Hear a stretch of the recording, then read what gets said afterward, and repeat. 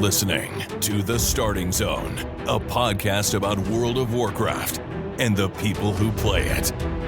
And now, here are your hosts.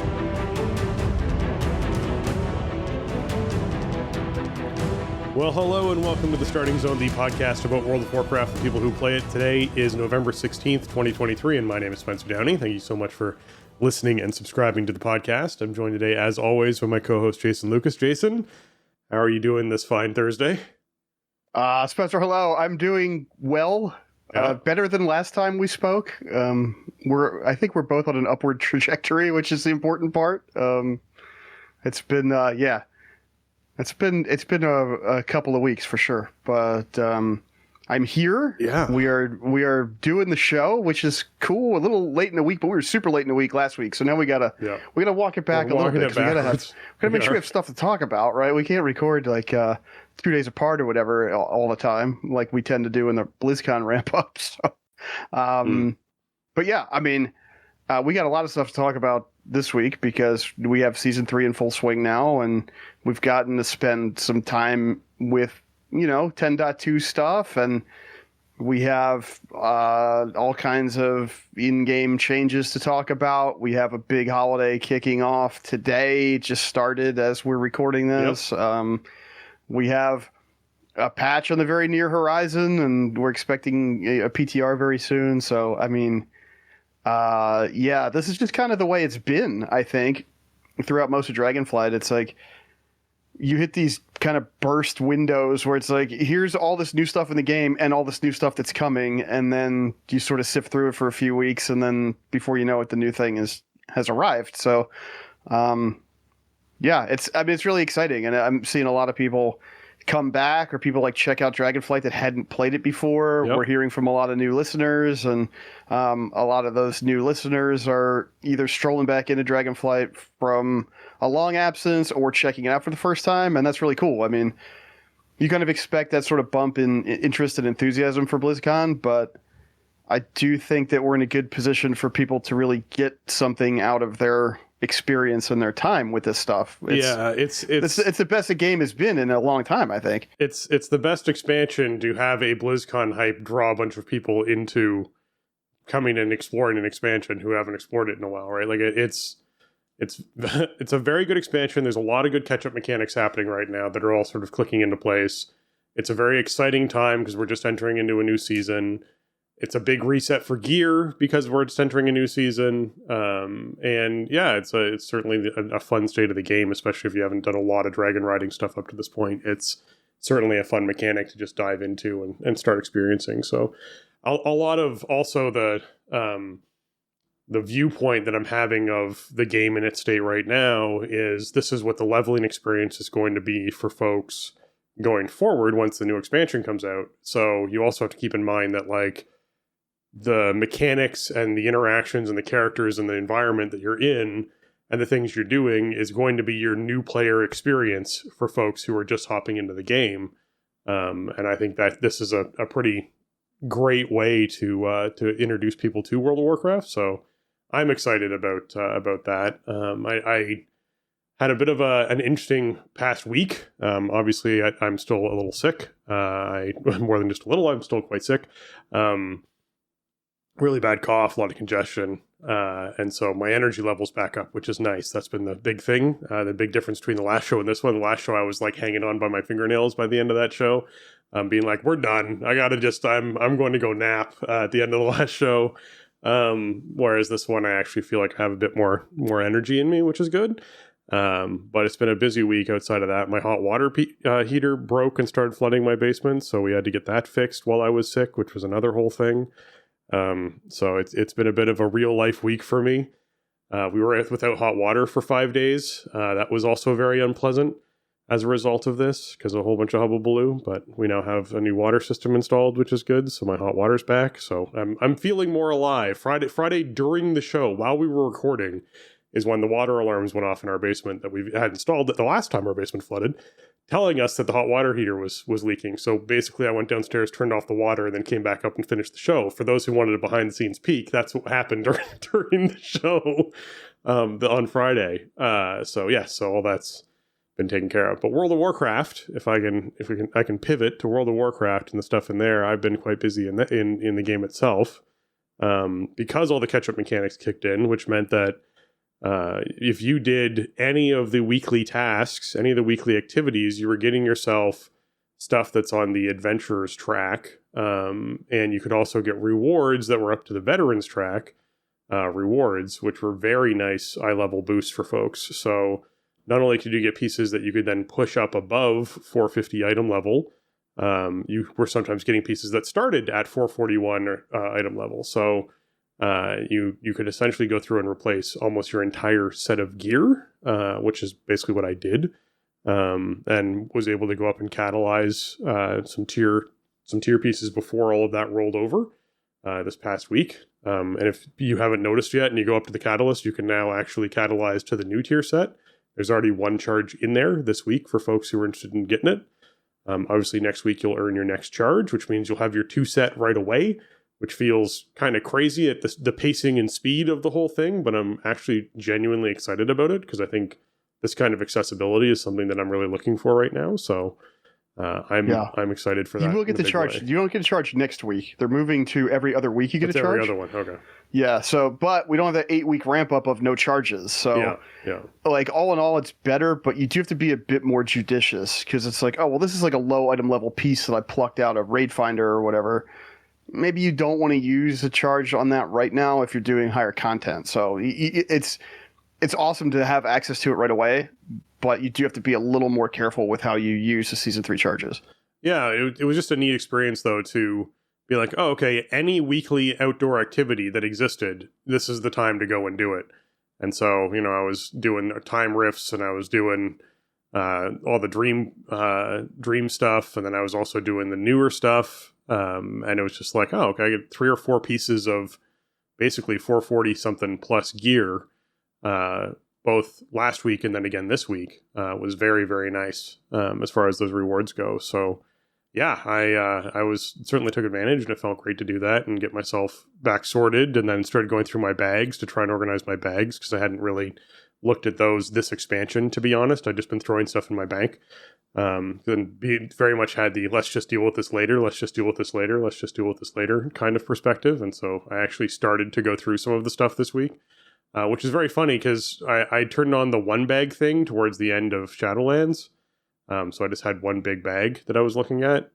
And man, that is really not healthy for me into how I use my bags because I forget what's in there entirely. Whereas typically I'm like, all right, my farthest bag on the left is for quest items, and the bag next to that one is for consumables, and the bag next to that one is for gear that I regularly change out, and the one next to that one's kind of overflow for my first bag, which is like just junk and stuff that I collect out in the world to be sorted bags, right? It's sort of like the system that I've used for years.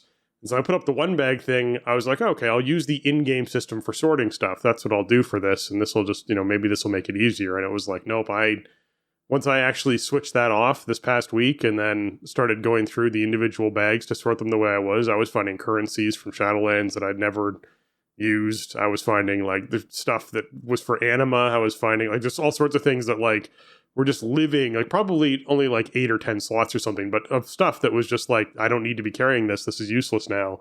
Get rid of this. And it wasn't that it was great items. It was just that they're relevant to the current expansion and the current stuff that we're doing. So I can get rid of it. And that was a funny experience to come across a lot of that stuff and sort all of that out of my bags to a certain degree. But yeah, it's I don't know. It's been a good trip. I've certainly enjoyed a lot of the WoW stuff this past week. I haven't dabbled back into too much dungeon stuff. I did the LFR. I did the full LFR wing. So we'll talk about that probably next week about those bosses and what those first 3 bosses are like. Even though the next 3 bosses will be out next week, which will be the crazy pacing that we're going to have to deal with here. But yeah, the new LFR wing was fun. It was good to get in there and check that out. And once we talk about the bosses, obviously we'll explore that a bit more. But I did manage to fish up my appearance for my druid for swimming around as one of the fancy Japanese fish, which makes me very happy. I managed to get that. I got a whole bunch of other appearances, including my new owl form, and I went through and recustomized my Boomkin form, and there's just so much so much fun stuff to do right now with what we've got going on for Druid folk, and I don't know. I've enjoyed it up to this point. I think super blooms have been the biggest ugh of this patch. Actually, to be honest, I think that's probably the one thing to me that really feels like it kind of drags in a big way. It's probably maybe 8 minutes to 12 minutes longer than it should be as an event. I think they could probably shorten the whole thing by about that amount, and it would still be just as much fun. So, what are you thinking about Super Bloom so far, Jason? Yeah, it's like a once a week thing, you know, like just get into it, complete it for the credit. And it's fine. It's sort of a amalgamation of a lot of these other public events they've done in this expansion. And obviously we've sort of had this heavy focus on bringing in new public events, and it's cool because you can add this different theming to a thing every patch, and we get patches every like 2 months. So it gives them an opportunity to bring in a lot of different flavor, but you know, the gameplay is just kind of whatever. You know, you're collecting things, or you're killing some relatively pointless mobs, or you're, you know, what are the other thing? Pulling weeds in the Super Bloom, or like you're planting seeds. So, yeah, and you don't have that much control over it, right? Like it's on a timer. It's going to take as long as it takes, and that kind of stuff always ends up being a little bit frustrating. Doesn't seem like there's huge incentive to do it repeatedly. Like, yeah, you do get some rep every time you do one, but you know, it's once an hour, and after the first one a week, the rewards pretty much bottom out. So what are you really gonna drop what you're doing to just grind that for whatever it is, the 50 rep or whatever you get for repeated ones? I mean, I think the thing I'd want to focus on with the whole, I guess just in general, these events, and I think the time ones so far have been the most successful one for me, is to feel like I'm present and engaged in what's happening during the event. And I feel like the Super Bloom is just one of the ones that doesn't land in that wheelhouse for me. I feel like, especially as a druid, I am expected to just go flight form and fly around click on weeds and click on everything else and just drag and pop for the entire duration of the thing, because that's the best way to actually max out the reward. That bar at the top, if I found when I wasn't doing that, we just didn't accomplish the epic bloom. I've only accomplished the epic bloom twice. And that's because I ran it twice the first week that it was out, because the first time I ran it, we didn't even get, like, we barely got into rare.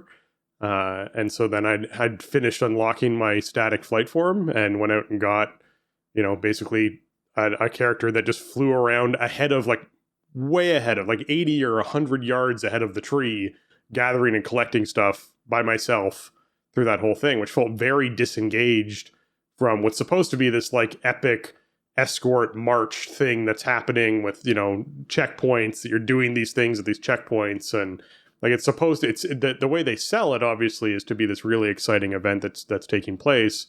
I just feel like it's very disengaging as a player. It's very much an event where I can have something else happening on a second screen. I'm focused on that. Whatever's happening at the Super Bloom is just happening in the background. I'm not there and present and care about it.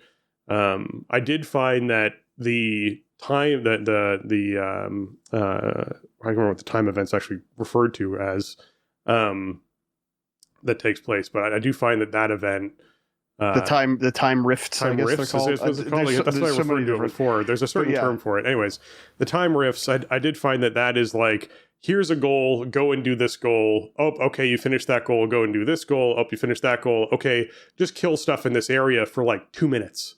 And then, okay, go do this other goal, and then go do this other goal, and then just kill stuff in that area for like a minute.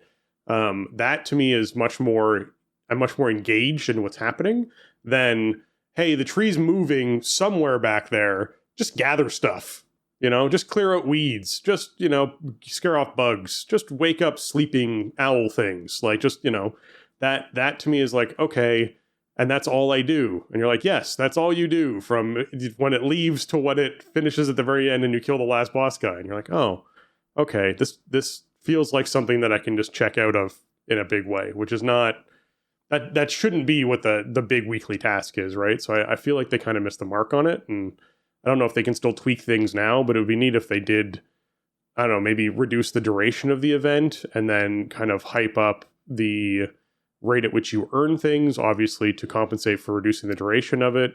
And then people might be a little bit more engaged and present, so it doesn't drag on as much. But yeah, I think overall it's the content's landing really well. It's just that the Super Bloom to me is the thing that's felt, of all of the new stuff, the kind of flattest of the new stuff that they've thrown in.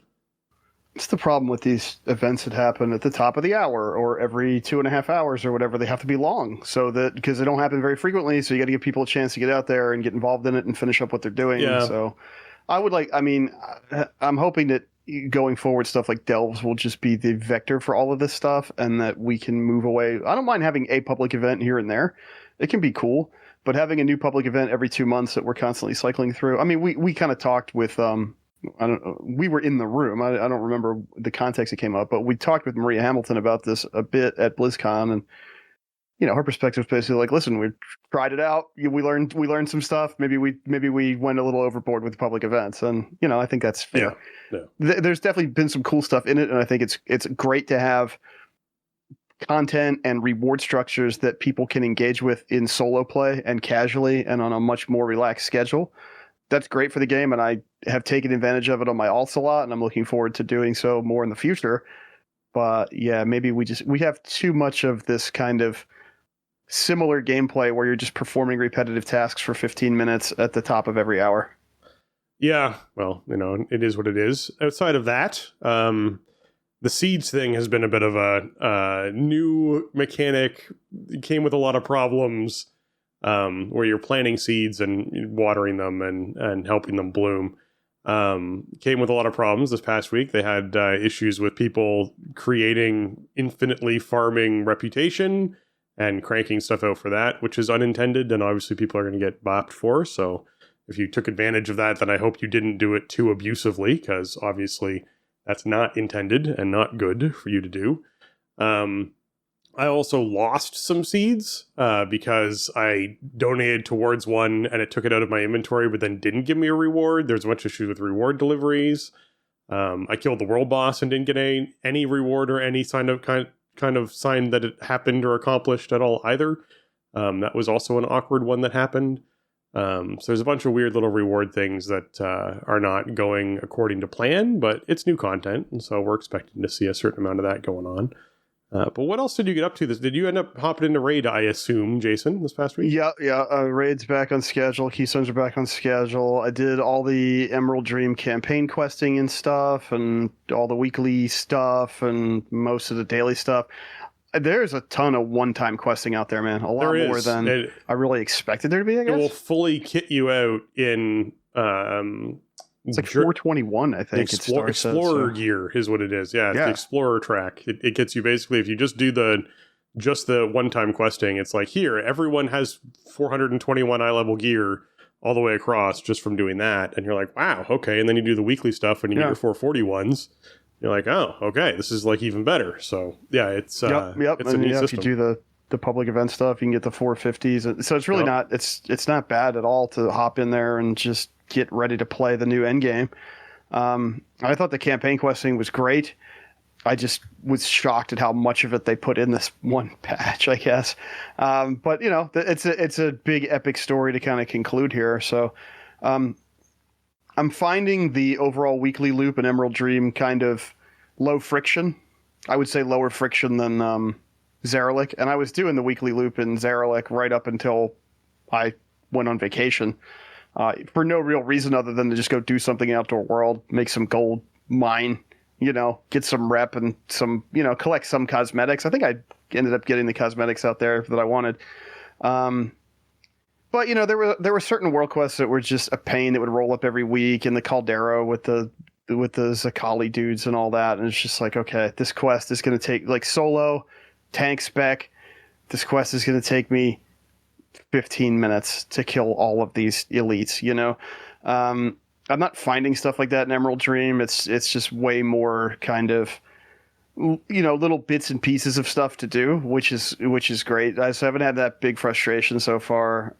New world boss, we'll talk about it a little bit, but it's way less obnoxious than Season 2 world boss. It's just one target, and you don't have to worry about positioning and having it split apart and take no damage if it's whatever. Like, that just made that boss take so long to kill, even late in the process. So my kill, it did reset once. Someone did drag it too far, and it reset and ran all the way back. It doesn't like a charge mechanic, so you got to make sure you're pointing him where he wants to be. But it's so that was nice. I mean, I think Emerald Dream is a gorgeous zone. It's it's pretty in line with what I guess my expectations of something like that would be as a zone. If you were to tell me that they were going to put it in there, it's like it hits all of those notes. I guess the only thing for me on that is like I expected it to be a little bit more ethereal, and there are things that they do in the questing experience where stuff gets real hazy and dreamlike and everything. Oh my god! I think it'd be obnoxious if it played like that all the time.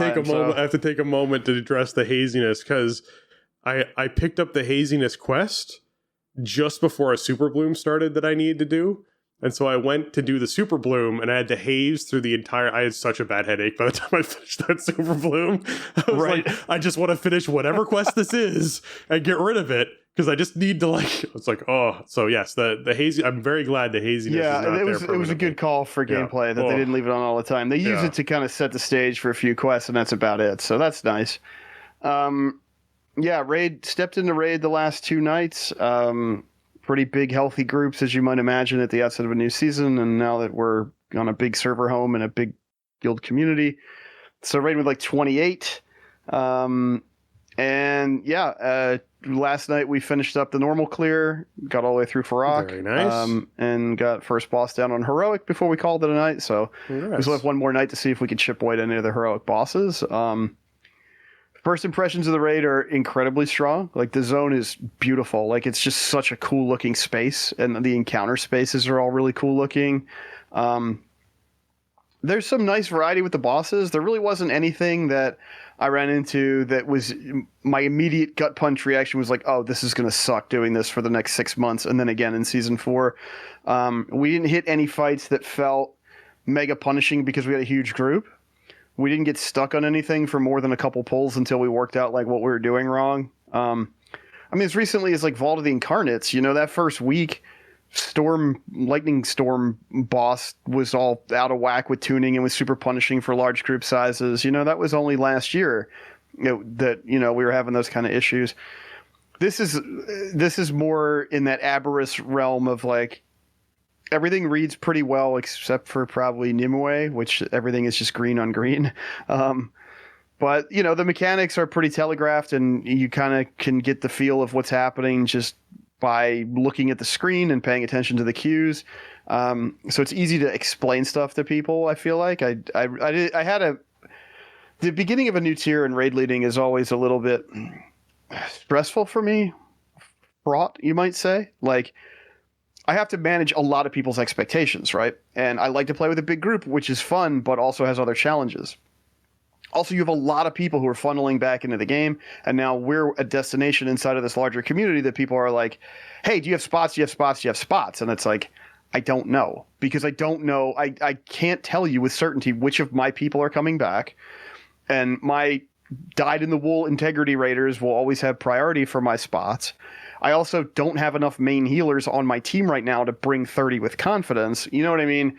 So there's all this stuff I have to do. And then, of course, people hit you up last second, like 15 minutes before raid starts, asking about if you have raid spots or whatever. People like want to have these whisper conversations with you after invites start going out. Right. It's all very stressful, and then you have to like guide these people through a thing they've never seen or experienced before. And neither have you. I didn't like raid PTR. I never saw the fights. And people are excited, which is awesome, but that can also lead to a lot of chatter, a lot of wasted time, people not paying attention, just everybody. It's like, the proverbial cat herding, right? I have to say, I did not have too much of that this coming into this week. I was stealing myself for it because I thought that it would be a lot worse, but people were really chill. Everybody was having a good time. Everybody was excited to play and see the new stuff, but everybody respected each other's time, and I didn't have to spend a lot of time repeating myself or going over stuff or trying to like guide a conversation away from something ultimately time wasting. So that was really nice. There's kind of minimal, at least on normal, there's like minimal stuff that is super obnoxious to raid leaders. Like there are a couple fights you got to split groups for. which can be tough when you have a roster that's as fluid as mine, you know, to be like, okay, you go this side, you go that side, whatever. But, obviously there's like a lot of Firelands vibe to this raid, which is cool. I mean, Firelands was a great raid, and it's very thematically linked. You know, Cataclysm and Dragonflight have a lot of thematic links, right? So revisiting some of those concepts and getting kind of a sequel to that in some ways was really cool. But there's also some ideas that we've kind of never seen expressed this way in a raid before when it comes to like the World Tree kind of vibes. I thought the Tindral Sage Swift fight, which is where you got a dragon ride between platforms, like that was fine. It was fun on normal mode. Like we didn't have any huge issues with people getting stuck or lost or not being able to do the dragon riding piece. It's pretty simple. You just kind of mount up, grab some buffs, avoid some hazards, and fly straight till you get to the platform, right? It's not asking a lot of you, I don't feel like. And Farak is a pretty epic fight, and it's nowhere near as complex, I feel like, at least on normal, which is as far as I've done so far, as even like Razageth and Sarkareth were. I mean, there's like one gimmick mechanic that you have to handle very meticulously or you just straight up die. But I feel like it's overall kind of a lower barrier of execution at first glance than like especially Razageth was. But it feels really cool. Like the encounter space is great, and the way the fight plays out is it just feels epic. You know, it really feels like, you know, you're fighting this super powerful being with all of this on the line, trying to literally protect, you know, the roots of the World Tree itself. Like, I think that came together great. And then there's all this epilogue questing that happens after you, spoiler, you defeat Farak and we win. Our heroes win and save the day, right? And I won't get into like what all happens in the epilogue questing, but for somebody who is a 19-year Night Elf main for life, I spent, I don't know, 2 hours in the epilogue stuff today, just talking to every NPC and just soaking it all in. So I really love the way that all came together. I think this is a great raid. I mean, my first impression is that this is the best raid that they've done in a long time, and that it's probably the best normal raid ever since they went to the 4 different difficulties back in the End of Mists and into Warlords. It's pretty like streamlined in terms of trash. There's trash to fight, but you don't have too many segments of like killing trash for 15 minutes. I feel like normal teams are going to be able to sink their teeth in here and have fun. And I mean, we'll see how the heroic ramp feels, but I love it, man. It's up there for me already. I think it's going to be a real good one over time. And aside from raid stuff, obviously Keystones are in full swing now. I've got a few under my belt. I did like 6 so far. I'm up about like 900 rating. I'm not doing anything like heavy duty, just trying to push keys up and get the lay of the land. I will say it's pretty cool going back to some of the BFA dungeons, man. I did some Ataldazar and some Waycrest, and those are pretty good Keystone dungeons, especially with Waycrest. Like all the doors are open, so you could just go whatever route you want, which was the main frustration with Waycrest during BFA. And it's cool revisiting the Legion dungeons too. I mean, they were just awesome dungeons to begin with. They're maybe not great Keystones by 2023 standards, but they're not bad. And I did second half of Dawn of the Infinite last night, which we'll see how it goes. I only did like a 10 or something, so it wasn't super, punishing or challenging, but it felt pretty good. Like all the stuff that when we were doing Mega Dungeon and we're like, oh, this boss, Morchi, this happens, and they cleaned it up a lot. So like they're definitely trying to bring it in line with what we're used to, which is good because even in, Shadowlands, we saw Tazavesh come in just way too hot and way too messy. And it was like, this sucks. And they cleaned it up fast, but this feels like it's coming out of the gate, even in a better spot to be a Keystone. So, obviously, Mythic Plus season will probably be kind of a longer haul for me to get all my goals finished, but it's fun to have a new pool and new gear to get, just new goalposts, new stuff to go do. So I'm not really slamming like WoW time. I'm not playing like, 8 or 9 hour sessions, but 4 or 5 hour sessions for sure. And I feel like you could get a lot of bang for your buck out of the game right now, which is awesome. Like you could play for a night and feel like you had, you got your week's worth, if that's what it comes down to, It's not the thing you have to get in there for 2-3 hours a day to make sure you're competitive. But if you want to do that, you have the gear upgrade system, you have keystones, like all that stuff is open now. So go get it if that's what you want. Yeah, I've definitely enjoyed feeling like when I'm in game and spending time in game, I'm actually able to progress my character in some way every time I'm around and online. That's what keeps me wanting to keep playing the game. So I'm glad that all that system came in very active and very free. And really, it's hey, you want to be able to upgrade some more pieces of gear? Sure, just earn some more flight stones. Just get out there and earn them, and then here you go. You can start upgrading more pieces of gear right away. And it's like, oh, okay. Like I like that. No matter what I'm doing, I'm actually improving character at the moment, and that's the beginning of a season, right? I don't know how much that's going to speak true in a month, but it's neat right now, and it's certainly making that coming off BlizzCon, everyone get excited about World of Warcraft and hop in and try what's currently out there in the game. This is the right time period and right, patch for the game to be in, for people to enjoy it for 2 to 3 weeks and have a really good time in it. So I think that's great, and we'll just have to see what they can do to keep people around once more stuff keeps happening. But before we talk about what's coming next, let's talk about what's going on this week in World of Warcraft.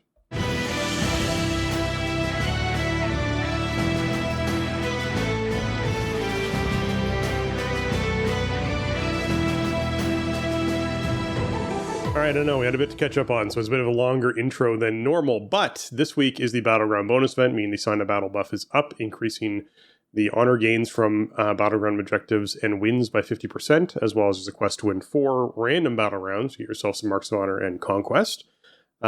We also have the random Battlegrounds and rated Battlegrounds PvP quests that you can pick up, as well as the Gotta Go Fast, which is the complete match of Battleground Blitz, to get yourself some more Marks of Honor, Conquest, and Honor as well. So lots to do in PvP land, if that's something you're interested in doing. We also have Arathi Blizzard taking place, which is the Arathi Basin with winter weather effects kicked in, which means that the water around the blacksmith is frozen, creating new paths that let you traverse around blacksmith and come in from different angles, as well as the snowstorm is thick enough that you cannot see the area of blacksmith from lumber mill, which means that, basically it cuts off sight lines and callouts, and people can kind of come out of the storm and surprise other people. So it's a different take on Arathi Basin, which is pretty cool to check out as well if you haven't done that yet before.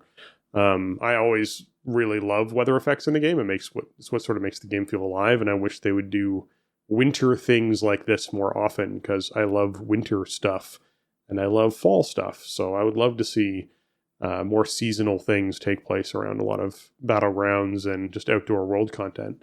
I think would be awesome. So, I would love to visit some zones during fall where I know that their leaves currently don't change, and I would love to see what it looked like when they did. So I'm hoping somewhere down the line we get like dynamic leaf mechanics added to the game that can allow you to have that happen. How about like an autumn-themed version of Arathi Basin where like you could hide in a leaf pile at a capture point, and then the enemy doesn't know you're there, and then you can pop out of it and ambush them. Yeah. There we go. You have a chance to miss your attack though, because you get leaves in your face when you hop out of the pile or whatever. True, it might reduce your accuracy. But yeah, if you like BGs, man, you're getting a lot of extra stuff for doing BG related activities this week for sure. Yeah. So that's that's not me, but it's if that's you, then dig in, and you're like just doubling down or tripling down on stuff this week. Yeah. The new World Boss is up, went up like late Wednesday or something. Aurostar the Hibernator, the Rune Bear in Emerald Dream is the one that you're looking for.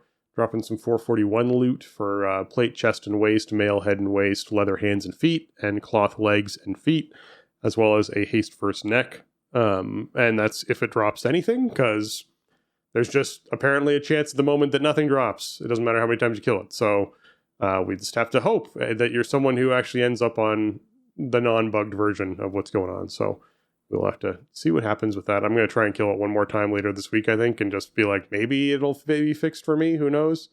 That's weird. Something happens. I mean, did the quest complete at least? Did the world quest complete? The world quest went away. I didn't get the rewards from the world quest, which was weird. Okay. It just went away. That is weird. But yeah, like I literally popped open the little loot window that I have that tracks everything that I received to look at what I received when I killed it. And it's like, I didn't receive anything, but the quest went away and that went away. And okay, what's going on? I don't understand. So yeah, now there's some bugs with it. So if you want to kill the new world boss, get out there and kill Orstar the Hibernator. Get yourself some loot out of that. We also have Mythic. I did get I got a belt. Oh, there you go. The dream is alive. You can get stuff. One nice thing is that every armor class has a piece that you can catalyze into set. Yeah, although chest, head, hands, and legs. So I will emphasize that the hands are something that you can get equivalent to just for actually hitting rank 7 with renown for the new dream rep, because you literally get to buy hands that are like the same hands, and then you can just catalyze those. So it's it is one of those like, I'd rather get the neck kind of situations for druids. The neck is kind of nice. It's kind of heavy haste. It's not badly statted for a world boss neck actually. So it's a much simpler world boss than we've seen before. You do have the you have like a knockback on the tank, or like a knock into the air. So you have to be aware of that. And then he does like a charge to a targeted location that does like a 15-yard. So don't stand in that. That actually does hurt kind of bad. And then that also spawns like radiating stuff that comes out from there. So be careful with that. And also, I guess the biggest thing to be aware of if you want to live, I mean, this is a pretty simple world boss overall, but he has a thing called Slumberous Roar, which does it does like global nature damage, but you also get 3 stacks of a debuff called Slumberous Roar that makes you reduces your movement speed. And if the stack's up too high, you get put to sleep, and then you take double damage until you receive damage. But if you receive a big hit of damage while you're asleep, you might just be dead. You can remove stacks of Slumberous Roar by jumping. So check your debuffs while you're fighting Aurastor and jump if you have debuffs, and then they will go away, and you'll be happy, and you can kill the boss, and then you'll be sad because your quest doesn't complete and you don't get any loot. But at least the boss is dead. Listen, at least we don't have to hide under mushrooms to avoid getting mind controlled. That's, that's back true. Reference to a world boss there for some folks.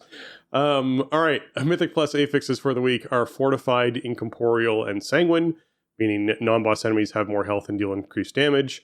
While in combat, incorporeal beings appear and attempt to weaken players, and when slain, non-boss enemies leave behind a lingering pool of ichor that heals their allies and damages players. It's like a slog trash week, man. It means bosses are going to be great. Bosses this is actually, it's probably the best we could have asked for a fort week walking into new bosses, because they put out, obviously, a new dungeon pool. We have a Taldazar, Blackrock Hold, Blackheart Thicket, the new Dawn of the Infinite mini dungeons, the half megas, and then the Everbloom, Throne of the Tides, and Waycrest Manor, meaning some bosses that folks have not seen in a long time before, as well as some bosses that are now actually part of the Mythic Plus system, Dawn of the Infinite, that folks might not have experienced, won't have experienced that kind of difficulty on before. So it's probably a good week to be like, yeah, Sanguine, not going to affect you on bosses. Incorporeal, yes, they can affect you on bosses, and it can suck. It does pull your attention a bit, but in general, it's not a tyrannical week, which means the bosses aren't going to last very long, so maybe you only have to deal with them once or twice during the actual boss fight. So it's probably not a terrible week for folks to get that. It's not a great week overall.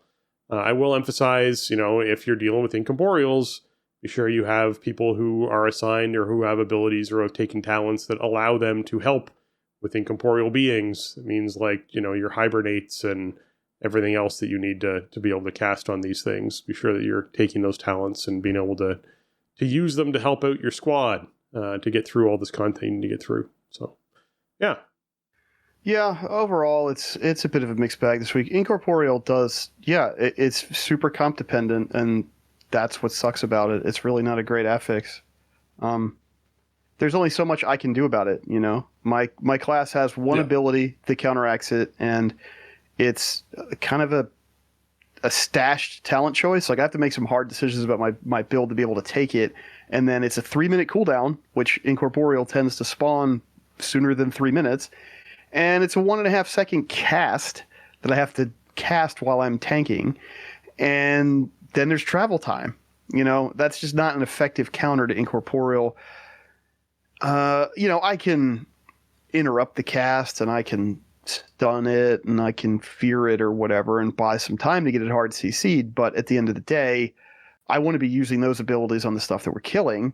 And the hard CCs should be on the incorporeal beings. So this one's frustrating for me.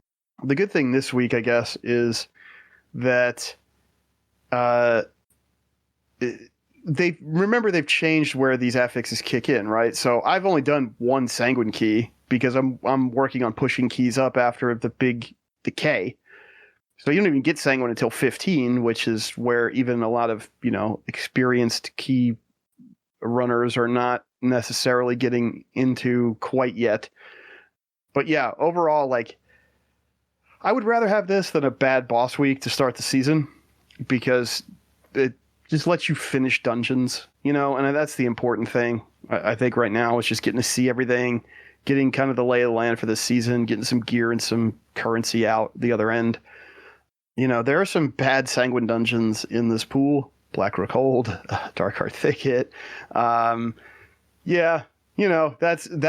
kind of the reality of it. But overall, there have been first week of the seasons that have felt way worse than this. So I think it's okay. But yeah, you have to make sure that your comp includes more than one counter to incorporeal, even if that means somebody has to take a talent they don't really want or like to have, but it's more important than getting that debuff over and over again.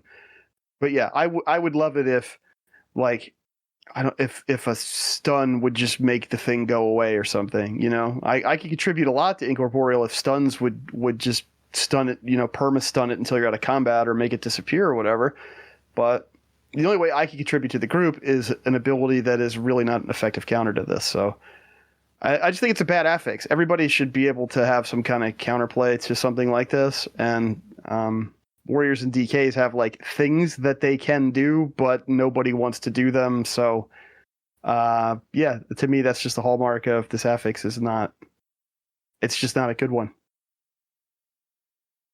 Yeah, well, I'm just hoping that for this week, when people are trying to learn new bosses, this ends up being a slightly better week for folks to be experiencing those new bosses. And yes, incorporeal sucks, but it is what it is. And hopefully, this can, at least be a decent M+ week for folks who are just starting off and getting into it.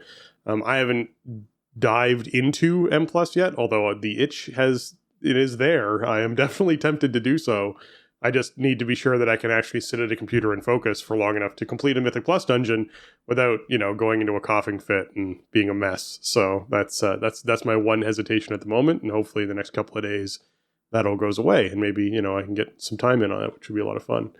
All right, starting today, as in it just started, it is the WoW's 19th anniversary, which means when you log in, you will be able to go to your mailbox and get a reward bag and open that reward bag and have it all scatter throughout your other bags like it did for me. And I then had to use the search function to find where stuff was, because that's how much of a mess my bags are, to sort some things out. And when you do, you will find 200 Time Warp badges.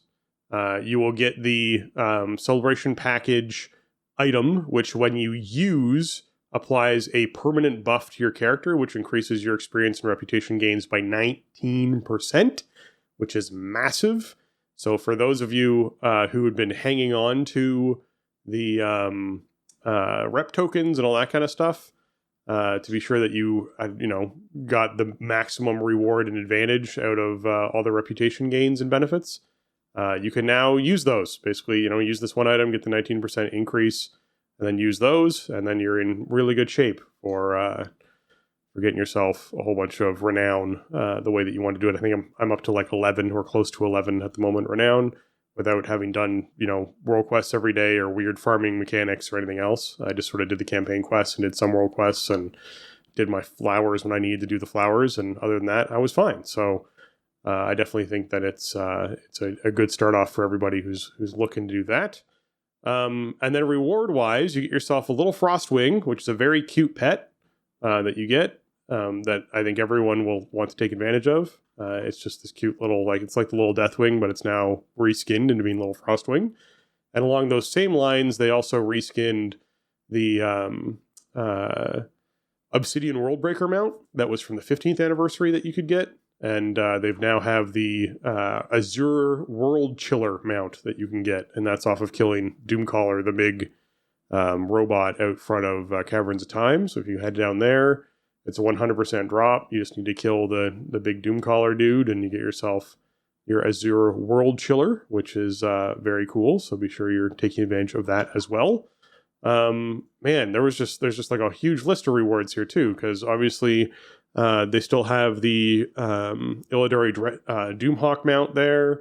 You have the Doomwalker trophy stand. You have all of the different vendor stuff you can buy from badge vendor stuff with different wands and, Corgi pup and all that kind of stuff. So there's tons to do down at the old Caverns of Time. Be sure you head on down there and get yourself some of these good old rewards while you can. But the one thing that I wanted to check on, Jason, because I know it's listed as a daily quest because it's always been a daily quest to get out there and kill one of the old school world bosses. But the reward now is a 441 piece of loot. That's what I'm seeing. That's what I am. That is the impression I'm under. I haven't done this yet, but yeah, it sounds like. Well, it's funny because 441 is not super relevant in the grand scheme of things this season, but it's amazing right now. Yeah.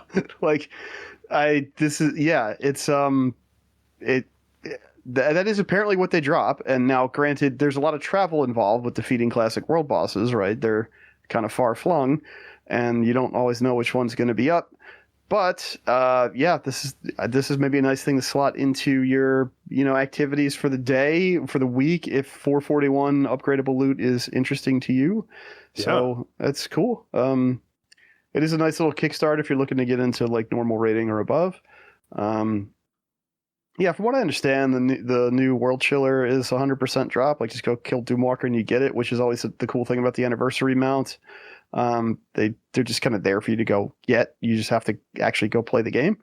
And I mean, they've added so much cool stuff to this over the years. We'll see how. I wonder how the trivia questions are XP wise this year with the 19%. I mean, a couple years ago, we had, I think it overlapped with some kind of Winds of Wisdom or something, if I remember correctly. They used to be worth a lot more XP at one point in time, and it was you get 5 levels just from doing this every day on a tune that you're not super keen to play and level up fast. But I got to check that out. I just haven't been to Caverns of Time yet today, since this just started at 1 p.m. and it's about not quite 4 p.m. as we're recording this. So, I didn't have a chance, but yeah, I mean, anniversary event is awesome every year. Of course, we always get cool goodies, and 19% is a lot, man. This is gonna if you get stuff to level, if you have reps you wanna work on, you got a good couple weeks here to get in there and make it happen. I mean, it's a 3-week long event too. It's the longest holiday, so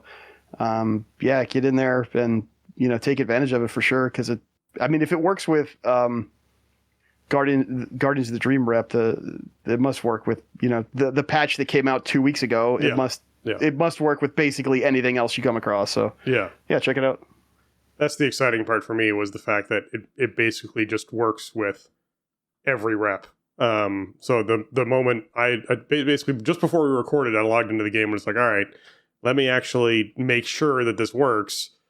Take out the 250 reputation tokens I have, the 1,000 reputation tokens I have, etc., and just start clicking through the different ones for different reps, and they all worked. And I was like, ooh, if these all work, this is a lot of reputation gain for a lot of folks, which means all the world quests will work. It means it works on your contracts. 19% more reputation on your contracts is also huge. So I think in general, we're looking at a really good setup for getting folks caught up on reputations. And, for me, someone who is behind on reputations, that is very good. So I'm quite pleased about that. All right, Pilgrim's Bounty, that's going to be kicking off on the 19th and running until the 26th of November. So if you're someone who wants to, get into the mood for celebrating the Pilgrim's Bounty, I mean, I guess there might be some overlap with sharing your food, and getting the sharing and caring buff for more reputation might overlap with this reputation buff or experience buff. I don't know if it will, But in general, if you're someone who wants to get your turkey shooter or whatever, this is your chance, man. Get your silver-plated turkey shooter and turn your friends into turkeys, because that's what you do with it. That is the main reason why this holiday still exists. If you don't have a silver-plated turkey shooter, you better go do this. And if you have one, I don't think this has been updated since Cataclysm came out, so there's probably no real reason to do anything else with it. But you do need the silver-plated turkey shooter, so make sure you do that. Yeah, exactly. Everyone needs their turkey shooter. All right, hotfixes. The achievement Treasures of Emerald Dream again rewards the Forest Lord's Antlers.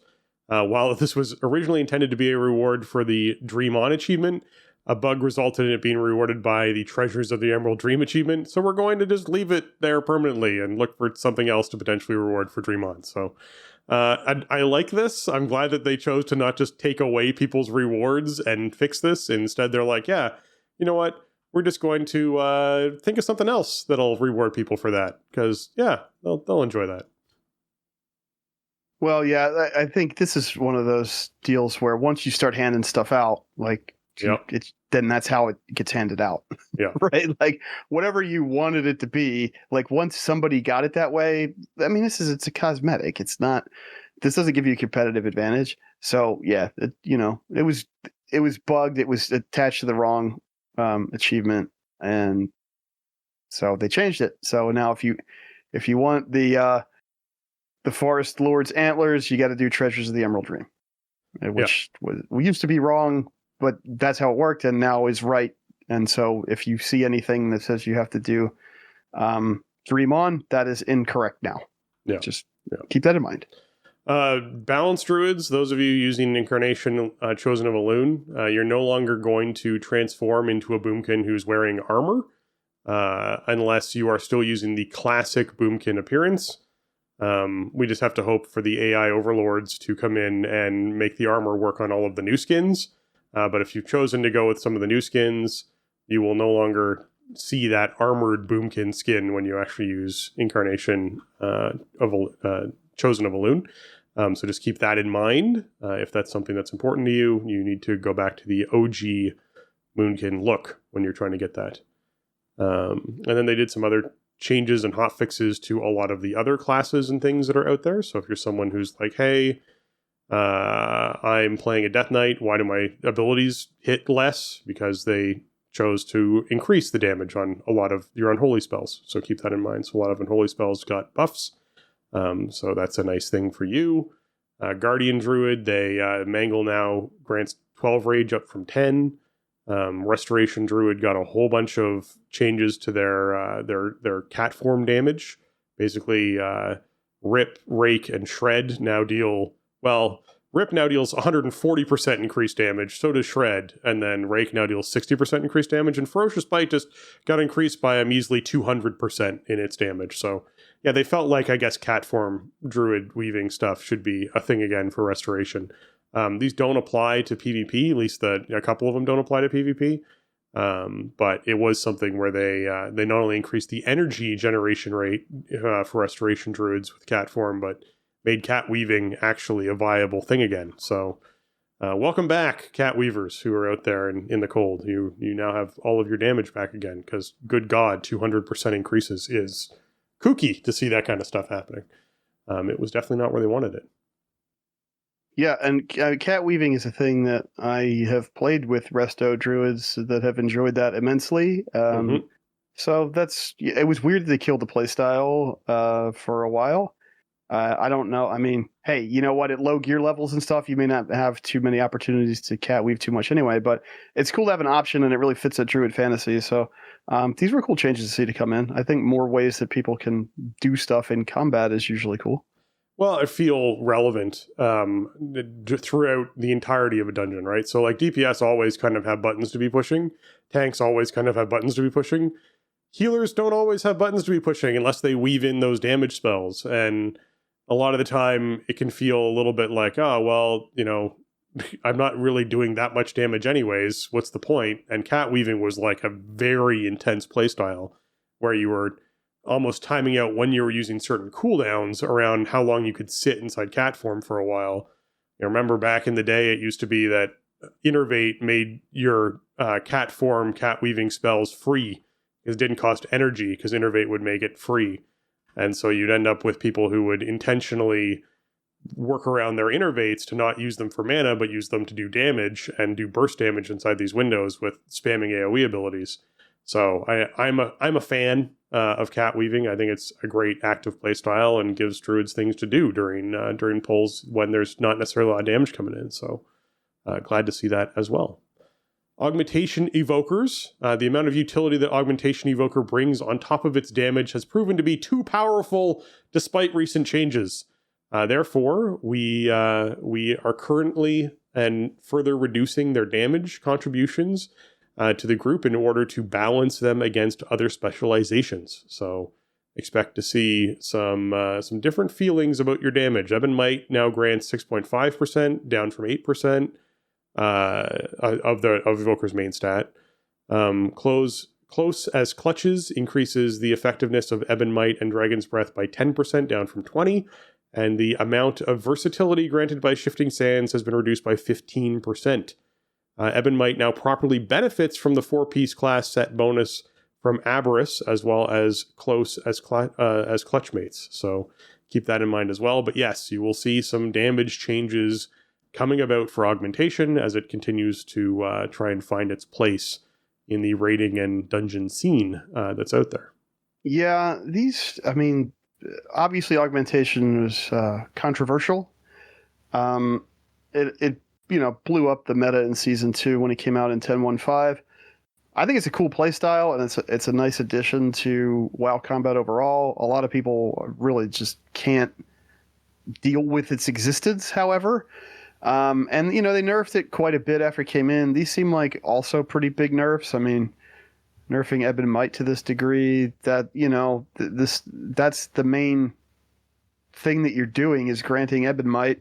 So I don't know. I guess this means augmentation is not going to be quote unquote required. I wonder at what point does it just become pointless, and that was sort of the concern that I had with them doing this style of spec, because I wasn't too stoked on this when they announced that it was coming in. I was like, well, in order to get people to play it, it's going to have to be overpowered, which is exactly what happened. And so now if you keep chipping away at it, if you bring it to, a low enough baseline, is anybody going to play it? Why would you play at a certain point? Why do you play this over Devastation? Just do your own damage. You know what I mean? So I guess we'll see how it goes. We'll see if this is enough to be in a place that's comfortable and competitive without being overbearing. I don't know. We're still really early in the process. It's the first week of rating, so it was weird to see this many tuning changes come out, when this is only the third day raids have been open. Yeah, so, we'll keep an eye on it, of course. We're going to see a lot of changes over the next couple of weeks. Yeah. Well, another change that goes along with this change is to Hunters, where Hunters might have freaked out when they saw that Kill Command, Bite, Claw, Smack, Flanking Strike, Froststorm Breath, and Burrow Attack now all have been reduced by 32.5% in their damage. But what this is actually happening, the developers know this actually explains this. It says, in a recent hotfix at correcting an issue with augmentation evokers and their damage logging, we adjusted how Hunter Pet damage is calculated. A side effect of this was that Hunter Pet attacks started scaling with weapon attack power, increasing the damage of Hunter Pet special attacks by about 32.5% at eye level 450.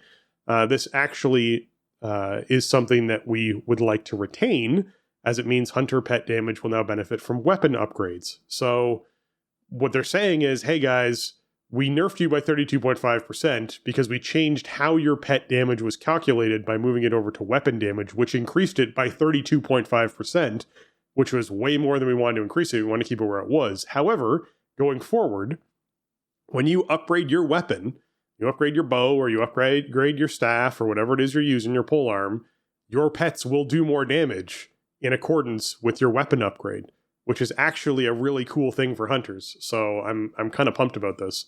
This is one of those really fun changes for a class where it's like, hey, I picked up a weapon, now my pets do more damage, and my class just feels better when I play it.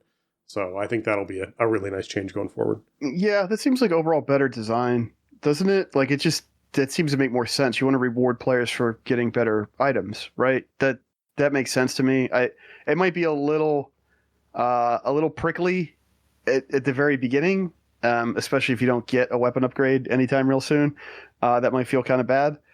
But I think overall, it's weird. It's kind of weird to me that it didn't used to work like that. I don't know. It's weird. It's weird to have like the pets do some kind of baseline damage that just doesn't increase as it's not attached to your anything. Weapon. Right. Like your pets are your attacks for Beast Mastery. Like I never really thought about it, I guess. I don't really play Hunter very much. It's not like I'm plugged into, how all that math works. So overall, I think this is the way the design should work, and hopefully it feels cool when somebody gets like a brand new shiny Season 3 weapon. Yeah, and hopefully it doesn't feel too bad when the numbers, you see these numbers in the blue text, that those are two very different things. Yeah, exactly.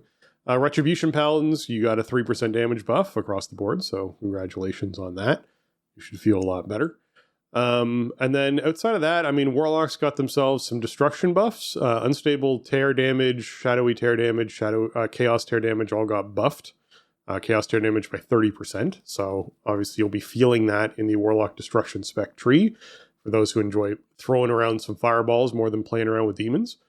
And then Dragon Riding, they fixed an issue where the ride-along passenger whelps were not animated correctly. When they just sort of like T-pose, it just seems very strange. So I'm glad that they resolved that issue. And then we get into the raid. And of course, we started seeing some tweaks to the raid, right? Smolderon already getting something, Volcross. Fairly minor things. The biggest thing was Smolderon reducing the duration of the ground puddles to 2.5 minutes from 5 minutes on Raid Finder. So those puddles just don't last nearly as long as they used to. Which is good because it's just a lot of area denial. So I'm glad they did that for the Raid Finder folks that are out there. They also actually went into Aberrus and made it so that Scale Commander Sarkrath no longer casts Erroneous Void Slash in Stage 3. That's just not a thing. So that's resolved for folks who still want to go back and kill him. Void Slashes are pretty bad. So you definitely don't want erroneous ones. You want the ones that you know are coming. Yep. So, yeah, that's it. That's a good fix. People will probably not be doing Sark too much right now, but Season 4, and also there's cool mogs and cosmetics from Sark, so it's probably important not to have a group wiping mechanic just accidentally cast when you don't mean it to. Yeah. And then, of course, we saw some reductions to items, particularly like the Spirit Effect on Imbued Frostweave Slippers got dropped by 70%. Basically, after reviewing the performance of this effect, we've decided to pull it back quite a bit as to not overshadow other items to the degree that it is. While this is a fun effect that will remain, we feel the slippers don't necessarily need to be required optimization for healers. In other words, hey, you had to be using these all of the time if you wanted to be healing. So yeah, I'm glad that they're getting in and fixing some of those outliers that are kicking in as well. Also, renowned items purchased from Moon Priestess Lasara should now be eligible for conversion at the Revival Catalyst. This is that the gloves that I was telling you about. Druids who are picking up their 450 eye-level gloves or 441 eye-level gloves can actually get them all Revival Catalyst, which is great. That makes me really happy as well. And then in Player versus Player land, there were some tweaks to classes. Primarily, they went into the Battleground stuff to try and tweak Battlegrounds. The following items will be enabled for unrated Battlegrounds, brawls, and excluding Battleground Blitz. And so they went into like engineering bombs, and a bunch of war mode consumables, and soothing tea, and volatile crimson embers, to sort of like tweak all of those so that those are now available in non-rated situations. If that's something that you're interested in playing around with in PvP land, then you can absolutely start using a few more of those consumables. The Super Bloom, the Emerald Bounty location for Whisper Bloom planting, should now be available at all times and not just during the Super Bloom. So that's helpful for folks who might be curious about that one. And then last but not least, they fixed an issue where Dragon Riding Vigor bars would occasionally show incorrectly Vigor values when logging on. So if you were someone who logged in and thought that you had full Vigor and then didn't, and then were wondering why you couldn't fly anywhere, yeah, that's a thing. Oh, Jason, you mentioned this last week about how nice the new Dragon Riding talent is for people who chose to pick that up.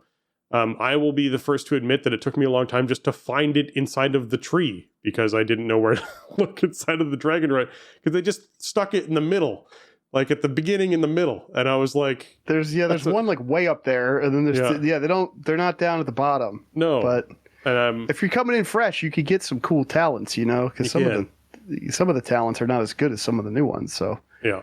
If you're still collecting your glyphs, you can spec it out a little differently than we used to be able to, but it is weird. It threw me for a loop because you're talking about it. I'm like, I know this thing exists, and I eventually just went through with my mouse and like moused over each of them individually.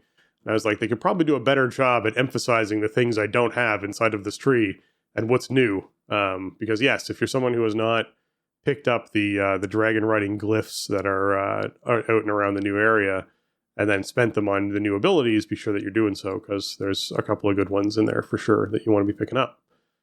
Okay. Wow. All right. Man, post BlizzCon QA highlights. This is like a video that came out. They did a Q&A, and they answered some pretty good questions. A lot of questions were ones that recap that have sort of been covered and had information covered as well. But they did talk about a roadmap for 2024, which we actually got a sneak peek at for the next patch. And that was actually through something that just came out earlier today. So we know what's going to be coming up in the Seeds of Renewal, which is the next patch for Dragonflight. But then we also sort of got into some questions and got some information out of those questions. We know that there's going to be 3 more updates coming for patch 10.2 before War Within.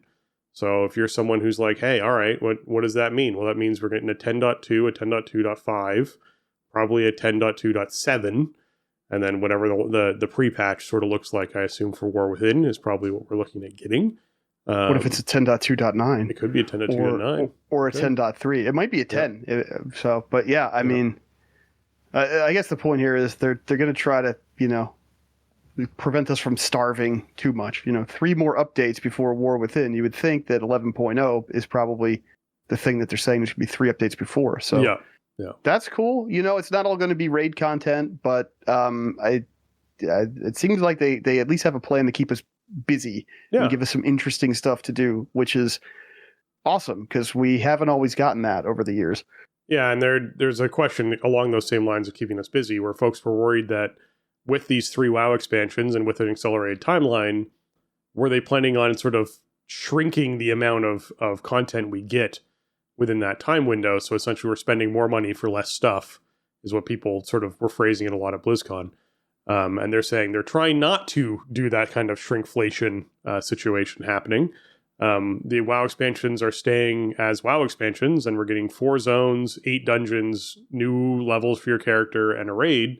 They want to reduce the lull and gaps in content over the years, which I don't blame them. If what they're basically doing is going, hey, how we normally sit in that final patch for 6 to 8 months? We're going to just trim that back down to 4 or 5. That to me is a great way to gain a year over 3 expansions of time that you shave off. So, you could essentially to help folks out a lot with that. So I think they wouldn't necessarily need to change the amount of content inside the expansion if they're just increasing the cadence that stuff's coming out. That's not a problem. As long as it still feels like it's a healthy amount of time to complete the content. Yeah, this is the part where I start wondering, like, what if we could go behind closed doors? Like, what is the plan exactly? Because I do have some concerns about this. Like, sure, I think there's a point where you're churning expansions too fast. Expansions don't have enough room to breathe. We're paying too much money for where we used to get, 2 years, 3 patches, and 2 years worth of content, basically, even if it was 1 year of updates and 1 year of maintenance. But getting 3, 4 raid tiers, whatever, that's an expansion, and there's plenty of time to live in that world and explore all that content. I don't want yearly expansions. I don't think that's enough time for an expansion to breathe and grow and for it to feel like an expansion. And I think even like 18 months is just too fast. I don't want 2 raid tier expansions. I don't want that for the money. I don't want that for the subscription experience. I want the week to week and month to month content to be there and to have that kind of storyline develop over the course of a patch and have that kind of adventure, over multiple patches throughout an expansion. So, I mean, we'll see. They've made, allusions to wanting to do stuff like this for a long time, and then they backed off of it for about 6 or 7 years, and now here they are kind of saying it a lot more forcefully. I think like 21 months is pretty much, that's about the zone where it's like okay to drop a new expansion, which would be, a relatively short tail, I think is pretty good. I think anything too much less than that, I don't feel like we'd be getting our money's worth for the expansion, and that what a WoW expansion has meant since 2007 would suddenly mean something a lot different, right? If it was just like, well, here you go, and we're going to give you like one patch or something to tide you over, and then the next expansion will be out. Like, that's a different model than they've done before. So I don't know. I'm very curious to see how that ends up playing out and what the grand kind of plan is there. Right. Yeah, we'll see. I mean, once we get the 2024 roadmap, we'll have a better idea of what their actual pacing and cadence is going to look like for things like that. The druids are going to get their dynamic flight in 11.0 for those who are, excited and anxious about that. I do know that the mount that drops off of Farak on Mythic difficulty is the first non-dragon dynamic flying mount, and that it will give druids, once they get it, a special flight form that is like a fiery owl. It's very cool looking. And that I imagine that flight form may perhaps actually be dynamic. We'll have to wait and see what they choose to do with it. But it is a special flight form that is designed based off of the mount. So we'll have to wait and see if that actually ends up being a dynamic flying druid form that you can get in this expansion. It might not be. It might be a totally static thing. And then once we hit 11.0, that's when all those updates kick in. But we'll have to wait and see and find out once the team's cleared the mythic stuff. So sometime in the next week. And then watch, it could be longer than that because druid actually has to get the mount. So we'll have to figure that out later. But we'll find out. Anyways, new spec points are coming to professions. We already sort of knew this because a lot of folks were asking about, hey, do I have to essentially learn how to do professions again? And the answer is, well, no. Your professions for Dragonflight are remaining professions for Dragonflight. And when you move into War Within, you will learn how to make better, different gear and collect different resources that you haven't seen before. And so you'll be getting points that improve those. So yes, that is what you're looking forward to with what's coming out in the next War Within stuff, as far as professions go. Working through details on how transmog will work with tier set tokens. The plan is to stay soulbound at the moment, but they'll be listening to feedback when it comes to transmogs on tier set tokens. So a lot of people want to be sure they'll be able to get all their collections. It sounds like they're working on that at the moment. Yeah, this is kind of a weird one because like this is one of the main things you want to collect, right? And they're moving to this thing where any character can learn for your account Mog from any armor class, even if they can't wear it and they can't Mog to it. Cool. Like I understand that the tier sets are like class specific, but maybe some way to I don't know, like fake it and make the tokens warbound or something for deprecated content, so you could put it in your that'd be cool in your warband storage, and then if you have a character that can open it, you can open it, like because fishing for those tokens, it can be kind of obnoxious as somebody who is still dipping into Blackwing Lair every now and again trying to get a Judgment Helm for my paladin and having to do the trap hallways and all that. Like, it would be nice if when it comes to stuff that's on a token, that if you could just have more flexibility with it. And also, that means that the tokens play by an entirely different set of rules than everything else that drops. Yeah. I mean, granted, it's tricky with stuff that's class specific, and I think it does make sense to have some limitations on stuff that is class specific because you want the character of that class to have done the thing. Not sure if like legacy raid Mog farming fits that category for my personal taste, though. I think it would be okay to make it, even if they can't learn it from the token, make it like a warbound token, so another character in your warband can crack it open if you have one of that class. Yeah, I like the idea of going with warbands to sort of solve that problem. Speaking of warbands, members of your warband will span your entire Battle.net account. Your character select screen will only show your current WoW account, though, if you're multi-boxing. So basically, if you're someone who's like, hey, I have, multiple WoW accounts, licenses on my one account, multiple World of Warcraft licenses on my main account, all of those will actually span and be part of your warband. So that, I believe, means you will have not only the ability to share warbound items across all of those licenses, which is kind of cool, but also your gold should be accumulated across all of those. And it also means across all the servers your characters are on. So I think warbands in general are going to be fairly revolutionary to what this whole experience is for a lot of folks. There's currently no way to opt out of warbands. If you're someone who's like, no, I don't want that. I want the original WoW experience. But some options might not be available as part of warbands. So like, there's still some things that they're working on adding in to warbands to make sure that it includes everything they want. Sort of like the reputations being something for only the new expansion will have the reputations for that carried across your warband, but then they'll be adding more later.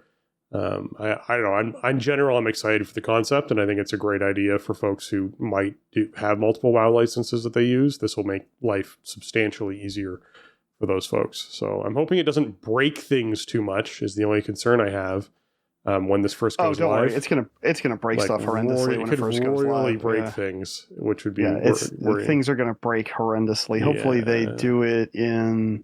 Maybe they'll bring it in a little bit early so they don't do it with the rest of the pre-patch. But yeah, I'm sure this is going to be messy. Mm-hmm. I wanted to ask while we were at BlizzCon, but I didn't get a chance to do it on any of the group interviews we're sitting in. But I wanted to ask what warband storage meant for the gold cap. Because like you mentioned, this should be like account-wide, license-wide gold should be unified. So it's not a concern for me. I'm nowhere near gold cap, even among all of my many characters. But I know people, and we hear from people in TSC Discord and stuff that gold cap on multiple characters and stuff, and so what do they do? Should they like cash out and get BNet balance or something? Should they splurge on stuff? You'd think that the gold cap is going to have to move, but where's it going to go? Yeah, I was going to say they can't get rid of the currency because the currency has an actual real life value to folks. So unless they did like ginormous red flags leading up to an update that the people are going to essentially lose currency over a certain threshold, and to bail on a whole bunch of currency or spend it all into mounts or whatever it is, so you actually have something else tangible, essentially become an art collector that you're then going to sell the fine art as your currency of coin. Collect in-game comic books or whatever it is. Yeah, whatever your collection coin can go towards would then be something that people could spend coin on to reduce that down below gold cap. I would imagine that gold cap would just become dynamically larger. They'd probably just have a very large top total that it gets set to on your warband. But I don't know. I'm not sure. Or they'll allow you to go over the cap, but you can't earn anything above that cap, right? So it's that case of like, hey, yeah, you are now like the cap is 300 million gold. You have 301 million gold. You can't earn gold on your account until you get below 300 million gold. Like, I don't know what they're, that could be what they do. I don't know. So that people don't lose gold, but then they can't earn more gold until they've found a way to divest. I don't know. Yeah. It's a little weird. It's weird that it didn't come up for further clarification. But it is something I would like to know more about because, we know there's going to be this unified bank and that is going to include gold. So that means they're going to have to do something with it. Yes, it means they're going to do something with it. Mythic Plus portals will be account bound in War Within. So if you've earned Mythic Plus portals, or maybe if you just earn the new ones, they become account bound. Hopefully the old ones get transferred over too. I love the idea of the portals, and what I love about them the most is when we will eventually see dungeons come back into the rotation that have gone out of the rotation. And so if people missed out on portals during certain expansions, they can then get them in future expansions. I didn't like this concept that like somewhere down the line you can earn these again. I think is a neat idea with these sorts of things. So it's one of the reasons why they've been such a high ticket item for me and such a focus, a goal for me, is because the cool kind of like time limited distinction of earning them on a character and having them kind of sitting there and filling out that whole panel in your spell book. Right. And then also, with an eye towards, now that they're doing these rotating dungeon pools, if it comes back in, then you have this benefit forever that you're still benefiting from. And also, this might sound weird, but it would be great if they rotated old dungeons back in, because then that's ones I don't have to worry about getting a portal. Exactly, right? It's just like, it's just done. I did it. Like, I'll probably do stuff in that range anyway. That's about where I usually top out. But just, not having that pressure, because I already did it. I already have that checked off in my collection, and, filling out UI elements is what we love to do. So I think moving it to account bound, like, I don't know if it's, retro, who knows. It sounds like retro stuff is going to be a work in progress, and they want to bring everything up to the standard someday. But I think we can confidently assume that War Within Season 1, anything you unlock will be account-wide. This doesn't really benefit me very much, because I don't do keystones on more than one character, and I can't imagine that things are going to change for me very much in the next year or so. You know what I mean? It's just the way I play the game. So, but it's a cool benefit. Like, I play with people who swap tunes around or whatever, and it's like, oh, well, I have the portal on this tune, but not that tune, or what have you.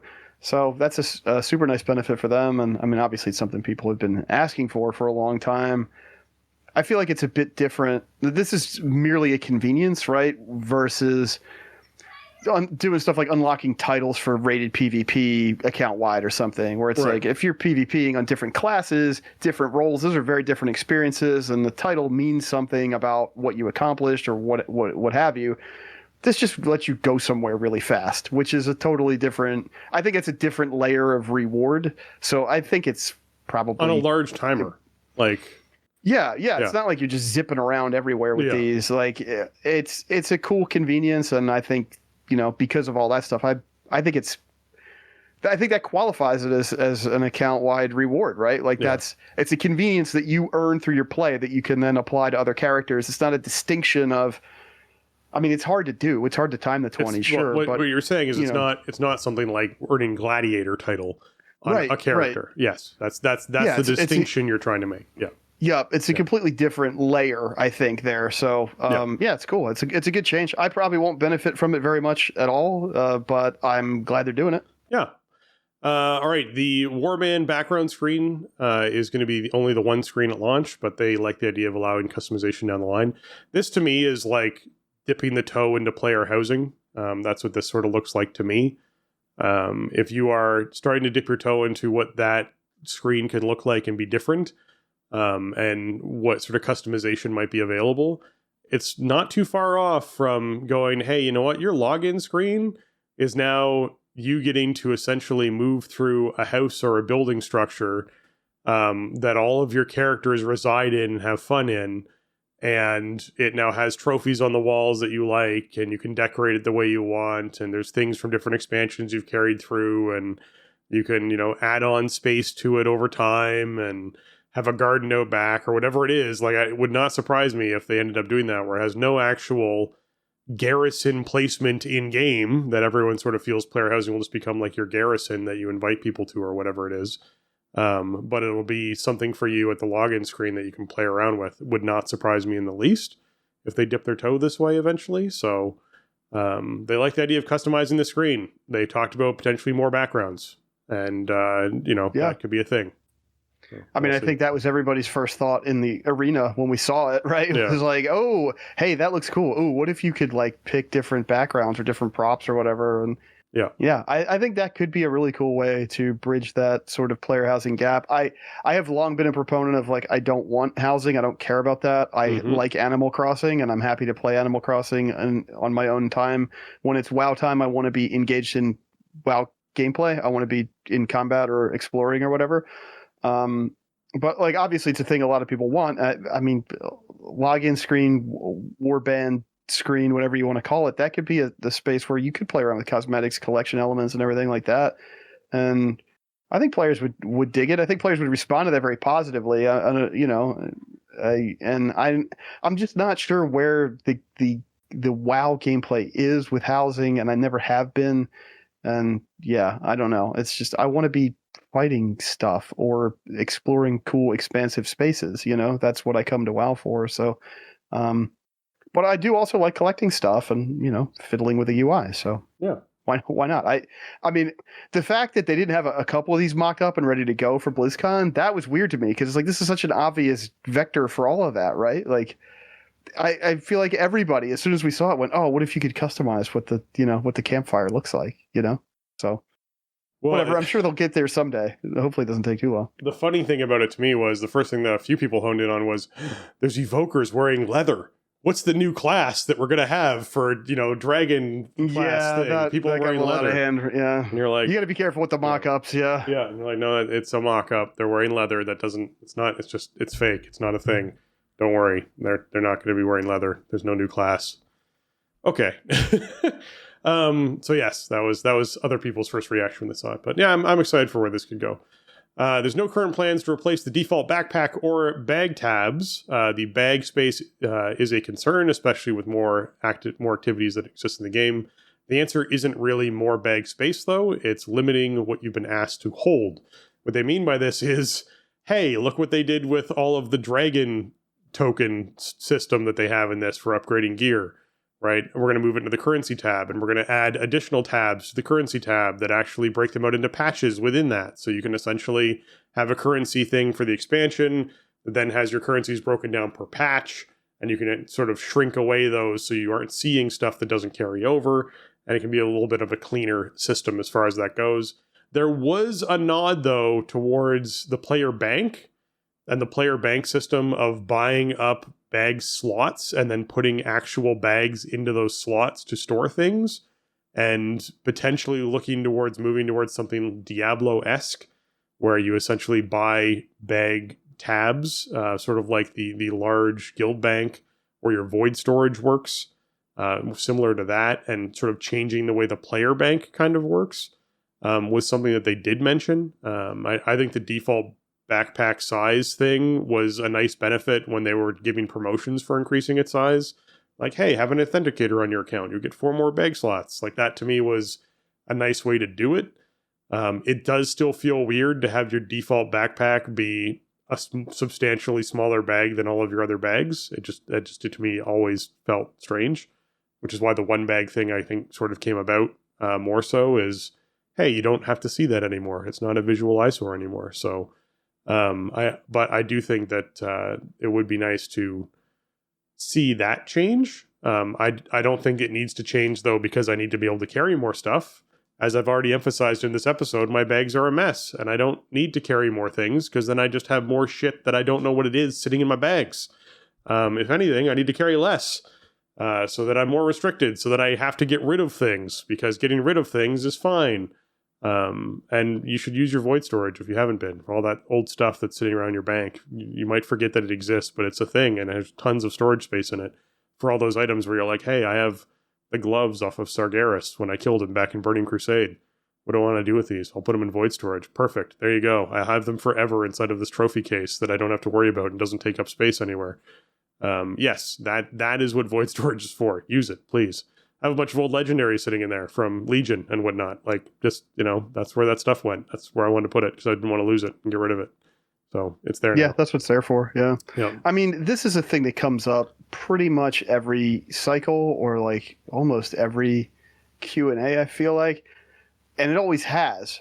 And we've gotten bigger and bigger bags and more storage options all the time. And it still comes up because no matter how much storage space they give us, we're always going to find ways to fill it. Right?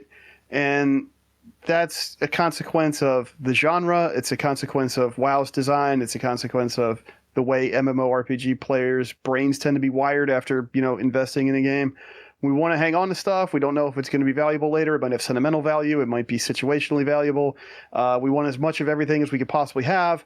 And the developers are always, finding different ways. We want more stuff to do. We want these activities. And so, one of the main ways that our characters interact with the world that we play the game in is through items, and so items got to go somewhere. And you see how this all just snowballs, and no matter how big the bags we get are, or what our reagent bank is, and the reagent tab in the bank, and the reagent bag, and then it all gets filled up. It just does. It's just a consequence of playing the game. So I think having some inventory tension is like fine. It's reasonable. It is part of playing the game, But also, I mean, like stuff they've done in this patch to, get your upgrade crests and flight stones turned into currency. That's huge. That's stuff that was taking up a lot of space in season 2. I think it was probably just a time management thing, right? They were standing up this whole new season, and it was much easier to make them be items than currency, and so that is probably why that happened that way. I think it's weird because I want to say that your backpack it's sort of like a core part of your character, and it's this like tool that you kind of learn about your inventory management with when you're a new player and everything. And I could see maybe there's some argument around it there. They also alluded to years ago that it was a real technical challenge to do anything with that. It seems like it's a core part of your character's attributes in terms of like your baseline inventory. I don't know. I mean, I think like the real solution here is we really don't need bigger bags and we don't need more space, but hopefully we could get just some from the Blizzard side of it when they implement stuff. Have it be things that don't require inventory spaces, like the way a lot of quest items work now, or use the currency tab or whatever. We know that delves are going to involve keys, right? Yeah. And depending on what keys you have, you open different doors in the delves and different treasures or result and whatever. But they've said that the intention there is that it's not going to take up inventory space. So stuff like that is good to hear. I think people want to engage in new systems without suddenly having to devote a bag to it. 10.0.7 was like that with the Zscaru vaults. You had to have the keys, you had to have all the stones, and there was teleports and whelpling things you could release, and like all the consumables you could use inside there. Yeah, like I mean, Zscaru vaults was a super cool feature, and I had a lot of fun with it for those first few weeks that it was really relevant. But it was just a mind-boggling amount of stuff, filling up your bags, and that makes you kind of not want to engage with something like that after a certain point. Honestly, it just does, because it's like I don't want to play inventory Tetris all day just so I could go do this activity. So I'm glad that they have that kind of front of mind when it comes to how we interact with delves and how we kind of do that as part of our normal routine. But yeah, it's a never-ending battle, right? Inventory space. This will always be a topic. It will always come up. We will always want to hold on to more and more stuff as the game gets older and older, and the devs will always want to put stuff into the game for us to hold. So yeah, that's just the way it is, it's not a fight that anybody can ever win. Yep. The trading post will be moving forward. Not surprised at all. I think everyone feels it's very successful and has enjoyed it. So, good to hear. Several things that are still server-based, not the least of which character names. But the goal is to make it not matter what server runs. So this is talking about, this question was talking about cross realm guilds being a thing, and people essentially going, hey, how's this going to work? Is it still going to, what's the goal here? Their goal is to make it not matter what server you're on in terms of playing with friends and what you're able to do. That's their goal.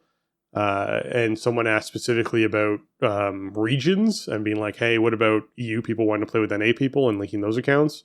Still something that's, technologically not something they're commenting on. So I'm guessing that's a ways out. I think it'd be amazing if they did. I think that's probably one of the few ways you might also actually see Sloot come back to play in World of Warcraft in a big way. To have him be like, yeah, all those EU rewards that you earned on that account, they're now merged with your NA ones. So you get your Brutosaur back and you get all this stuff back. That's locked away on as an EU account. So I think there's a few people in a situation like that where they'd not only love to play with their friends regularly in those situations, but also get the reward shared across their entire account. So I'd like to see the region stuff on the books somewhere in the next 8 years. I got to think that the tech hurdles and just the business model is so hard for this, but it'd be amazing, right? If we know that cross-realm guilds are coming, obviously, and that was part of this discussion. And that's really the last big wall, right, between players. Factions don't matter anymore if you want to play with your friends. Very soon, your server's not going to matter if you want to be in a guild with your friends. The region is that last kind of wall between players, but, they have to host data centers in different physical locations. The stuff is in the cloud, but there's obviously like latency issues if you're playing like transcontinentally, and that can present like an experience that maybe they don't really want to present players, and also the particulars of operating the game service in different markets and how all of that fits together. This is stuff that years ago when they were spinning this up, it's like, why you would never think about this, because people playing it like if people could play it across, across town, like that's a huge win. So let's start there. Playing it across the entire world was just, the tech wasn't really there to do it in a satisfying way. And you probably could do it. I mean, obviously it wouldn't be as good as like a lower latency connection to a more local server or whatever, but you could kind of do it, I guess. But, then you also have the regulations and the particulars of operating the business everywhere. So, I mean, I'm sure there are a lot of people that work on the team in design and in engineering that would love to be able to just wave the magic wand and guess what regions are gone. But, man, it seems like a lot of work in every facet of, designing the game and building the game and operating the business. So I don't know. I'm not holding my breath for it, but it'd be amazing if they did that. Yeah. No stat squish coming up anytime soon. The soonest we'd see one would be midnight, which is 12.0. So got a ways out for that. So that's something you need to worry about stat squish wise. Cross-faction time walking is being worked on, though they don't want to force cross-faction gameplay into random group finder. The better answer that they're working on is allowing time walking to be accessed through the pre-made group finder system instead, which I also agree with. So I'm glad to hear that they are working on that. Clearing up the misconception that there's no time travel in Midnight and The Last Titans. For some reason, someone asked a question about like alternate timelines and what was going on with the alternate timelines inside War Within and Midnight and Last Titan, and basically everyone's like, whoa, apparently there's a misconception going around about there's no weird timeline time travel garbage happening, so don't worry, it is just a straightforward. Yeah, there's no pocket dimension I think basically where this came from was, I'm going to guess, just probably a sort of unfortunate translation of what Metzen was saying on stage at BlizzCon. Could have been. Maybe. About going back to quote unquote the old world. Like colloquially, we mean like, Azeroth. Eastern Kingdoms and Kalimdor by that, right? But you start translating those words from English into another language, and you could see how there might be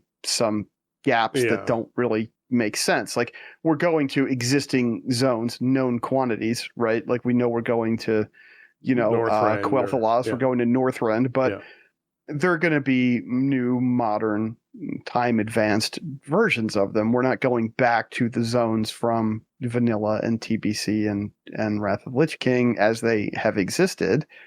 It's going to be a different experience. They're going to have a glow up. Yeah, we know that. Yeah, and I mean, I think like as a native English speaker, like in context of what Chris was saying on stage at BlizzCon, that was perfectly clear to me. But I could definitely understand how if you are translating that something is going to get lost and confused, because WoW is a huge game with a very long history and a very dense lexicon, and stuff starts getting, you start translating it all into different language and stuff is maybe going to get confusing. So don't worry, no time travel business. We are moving into the future of Azeroth, not revisiting the past. Yep.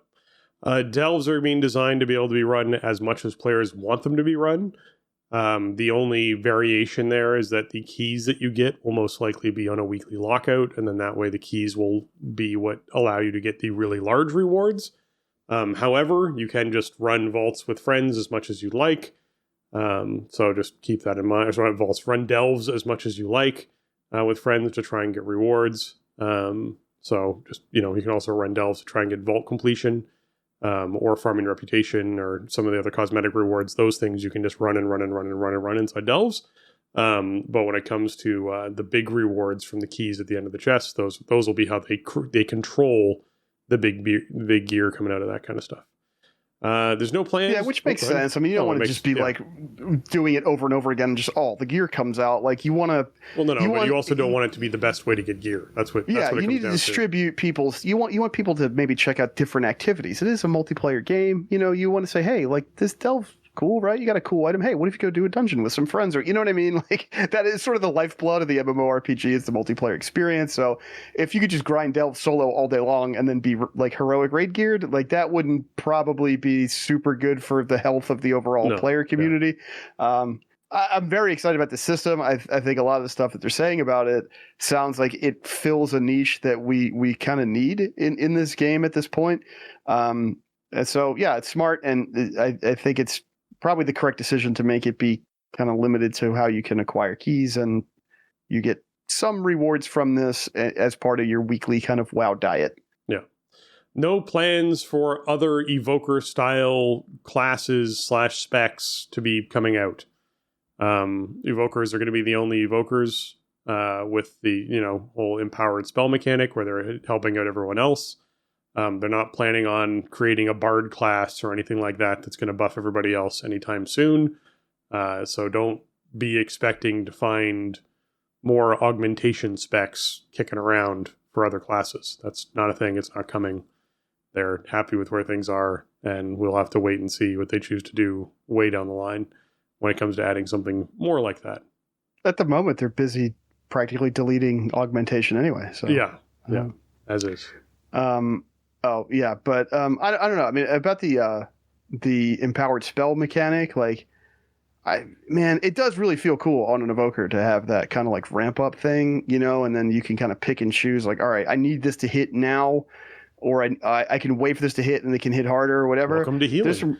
But there's some cool gameplay in there with the empowered thing. But I think it makes sense to have it be evoker specific and not to kind of distribute that coolness out to other classes for right now. It's still the new kid on the block. Let's give it a couple expansions. But I mean, you could totally see how that would fit into like a mage kit. Or even like a paladin or something, like wind up that big hammer swing or whatever and then hit like the empowered judgment or something. Like, I don't know. There's a lot of potential there. I think it's worked out really well for Evoker, but the trick is not just empowered thing. The trick is not just empowering a spell on a class, right? It's not going, hey, when, the paladin hits his big button, it empowers everyone around him and encourages them to do something. That's just a raid cooldown. That's all that is, right? It's designing an entire spec around what you do is the majority of your abilities somehow sync up to empower other people. Like if an entire spec for Paladin, this question was more about not the specific like support style of what the augmentation does, but the way that evokers, like if you hold the key down or if you double tap the key, that you have the different stages of that's power. What they were going with now. I confused that with one of the earlier questions then, because I mean, they kind of a lot of people asked the question of when are we getting more augmentation specs, basically. That was a very, very frequently asked question. Which seemed to be asked kind of nervously, like, can we not have any more of those? But yeah, no, this was about specifically like empowering up specific spells. I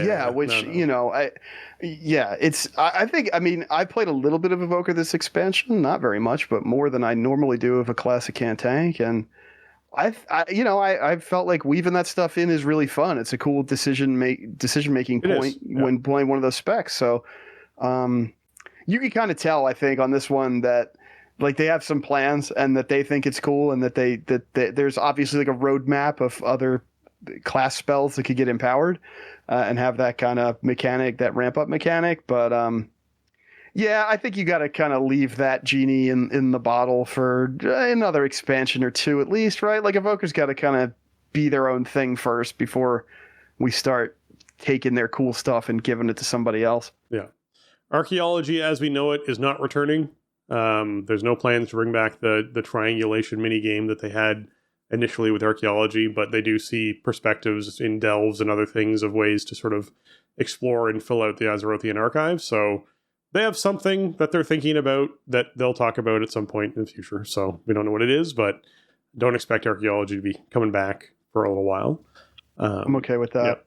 Yeah. I like the idea of what archaeology is, right? But how are we supposed to get the new ghost moose if we don't have archaeology? Right. I'm just putting it out there, man. They did do some How many cool stuff ghost mooses do we not have? I'll give you that. Because we don't have archaeology. So. Yeah, well, I mean, but Legion was the gift that keeps on giving. Legion is our little special, it's our special favorite. And so even archaeology was cool in Legion. But, overall, like, the archaeology minigame has never really been fun. It's like you have to travel too much, and then it's too hard to figure out what you're doing, and then you really don't know what you're going to get. There was a large RNG aspect to discovering and getting the things you wanted to get. Trying to get, like, a particular pet or mount or anything like that could require a huge amount of investment to get the RNG to happen, to be able to get the thing that you wanted. So it wasn't the best system that's out there, and I do think that there's better ways for them to do it and explore that. So I'm excited to see what happens next. There are still a lot of archaeology things I didn't unlock that I'd love to unlock. And I did enjoy in Warlords when you would decorate your garrison with all of the cool archaeology stuff that you'd find.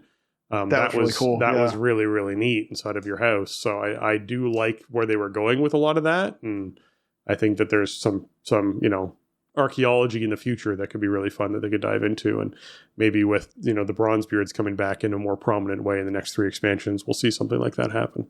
All right. Yeah, I think there's a lot of value into, like, okay, we're excavating these items from the past or whatever. Like, that whole thing is very cool. It's just the way archaeology was brought forth in Cataclysm needs to be rethought. Like, we don't want that back. We want more of that theming and that kind of reward. We're literally unearthing pieces of Azeroth's past. Like, that's awesome. Yeah. But the archaeology minigame, not it.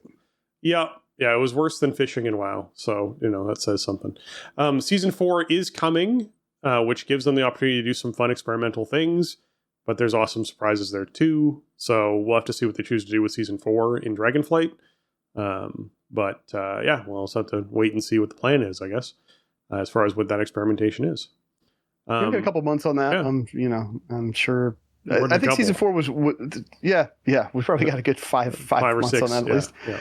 Season 4, I think, was a big success in Shadowlands for those of us who hung in there with it. Overall, it was cool to be able to highlight, just target specific, really powerful items you wanted. The dungeon pool remix was really cool, and it was a good seasonal affix. I hated the seasonal affix system inside of raids. In the raids. Keep it out of raids, man. I think it was okay. Here's what it was. One of them sucked, and 2 of them was worse, but 3 of them was really good, and 4 of them was incredible. So. Like once you stack up that much power, and then you have a very low barrier to get over to, benefit from that power, and then you just blow a boss up in like 90 seconds. That was really cool. I'm sure they learned a lot from Shadowlands Season 4, and I think there's a lot of potential with kind of, reusing current content and kind of putting it in a different light, and also for a lot of players, myself included, just having new goalposts, like new item level thresholds to hit and new stuff to go out and collect, like that's enough to, keep it fresh for another couple months. So, but I'll bet you there was stuff that they wanted to get into Season 4 Shadowlands that just couldn't make the cut. And then they probably built this out more intentionally where it's like, okay, next time we're going to do this. So that's exciting to me. I think we might see a more robust expression of the Season 4 idea with Dragonflight. Yeah, I definitely feel like they will have improved based off of their learning from Shadowlands. So we'll see what they choose to come up with. All right, so we got the roadmap, or at least the preview, for what's happening with .7. So, I mean, not .5. This is .5, right? Yeah. This is what's coming with .5. So, dragon riding unlocks worldwide. This means that we are now allowing folks to use their dragon riding mounts in the old world and the old continents, which is not surprising given that we had the 2 races that happened in Eastern Kingdoms and Kalimdor. So now that's going to be available everywhere. So that's coming up. Azerothian Archives. So the Azerothian Archives are that they list as discover the history of the Dragon Isles and meet unique cast of characters, hear stories of old, and witness the iconography. I don't know. Iconography. That's the word. I got it wrong there. Iconography of a time before. I'm still sick, remember. Participate in solo and group activities with Trader's Rest with a weekly public event. Hey, another one. Plenty of opportunity to explore and earn rewards like Battle Pets mounts and Transmog sets. So sounds like a whole bunch of quest activity that's going to be added in that you'll be able to actually participate in, including a weekly reward, which will have vendors and probably a currency that you can spend at the vendors to get rewards. Very similar to what we've got going on already, but that's a thing. So that'll be the new event, is the learning more about the history of the Dragon Isles for folks who are keen on that. Yeah, which sounds cool. And this is sort of in that archaeology vein, right? And it'll be probably, a bit of catch-up gear. It'll probably be a little bit better than what you can get out of public events right now, which is cool. And, maybe a little motivation to get some alts going in Season 3. I guess, what I kind of hope for with this, because they mentioned stuff about, the cast of characters and the stories and all that, would be cool if this had some kind of Secrets of Azeroth type of implementation where there was sort of this unfolding story over a few weeks or something, in addition to the event. That would be really cool, because I think Secrets of Azeroth was a home run. This would be cool if that continued that story or something. I don't know. It seems like it could be interesting if they go in that direction. Now, they buried the lead in this, Jason, because in their big title slide, they don't list this next thing. But this next thing is probably one of the things I'm most excited for in this .5 patch, which is the Gilneas Reclamation. King Greymane is ready to retake his kingdom, but Gilneas isn't as empty as expected. Help reclaim what was lost and return the kingdom of Gilnean to his hands. I am super excited about getting some more Greymane and getting back into that architecture. I love Gilnean architecture. It's so pretty. So I'm super pumped about whole Gilneas storyline and about what this sets up in the future. Because not only does it take place, obviously in Gilneas inside the Old Kingdom, but this then, if Gilneas becomes a kingdom again and is restored in this situation, I am pumped for what that could mean for the War Within. I hope this is not a situation where we set all this up and then we don't find out about it until after the whole 3-part expansion storyline. I would be very sad if we set all this up inside this one patch and then never revisited it for 6 years. It's been about 13 years since Gilneas got declaimed. Yep. So, who knows? It might be a minute until we get back in there. But, Greymane is a super interesting character to me. Always been one of my favorites, not in terms of necessarily his personality or anything, but just the way they inject him into storylines and stuff, and the way that character is expressed is always interesting to me. So he has been a bit quiet in the last few years, and Gilneas has been a big meatball hanging out there for a while. So this is really cool. I mean, I wonder if it'll just be questing and scenario and stuff, or if it'll have outdoor zone implications maybe.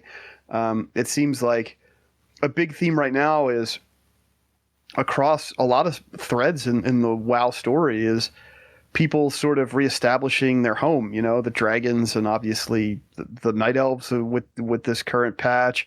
We know that there's going to be stuff with Quel'Thalas coming up in future expansions.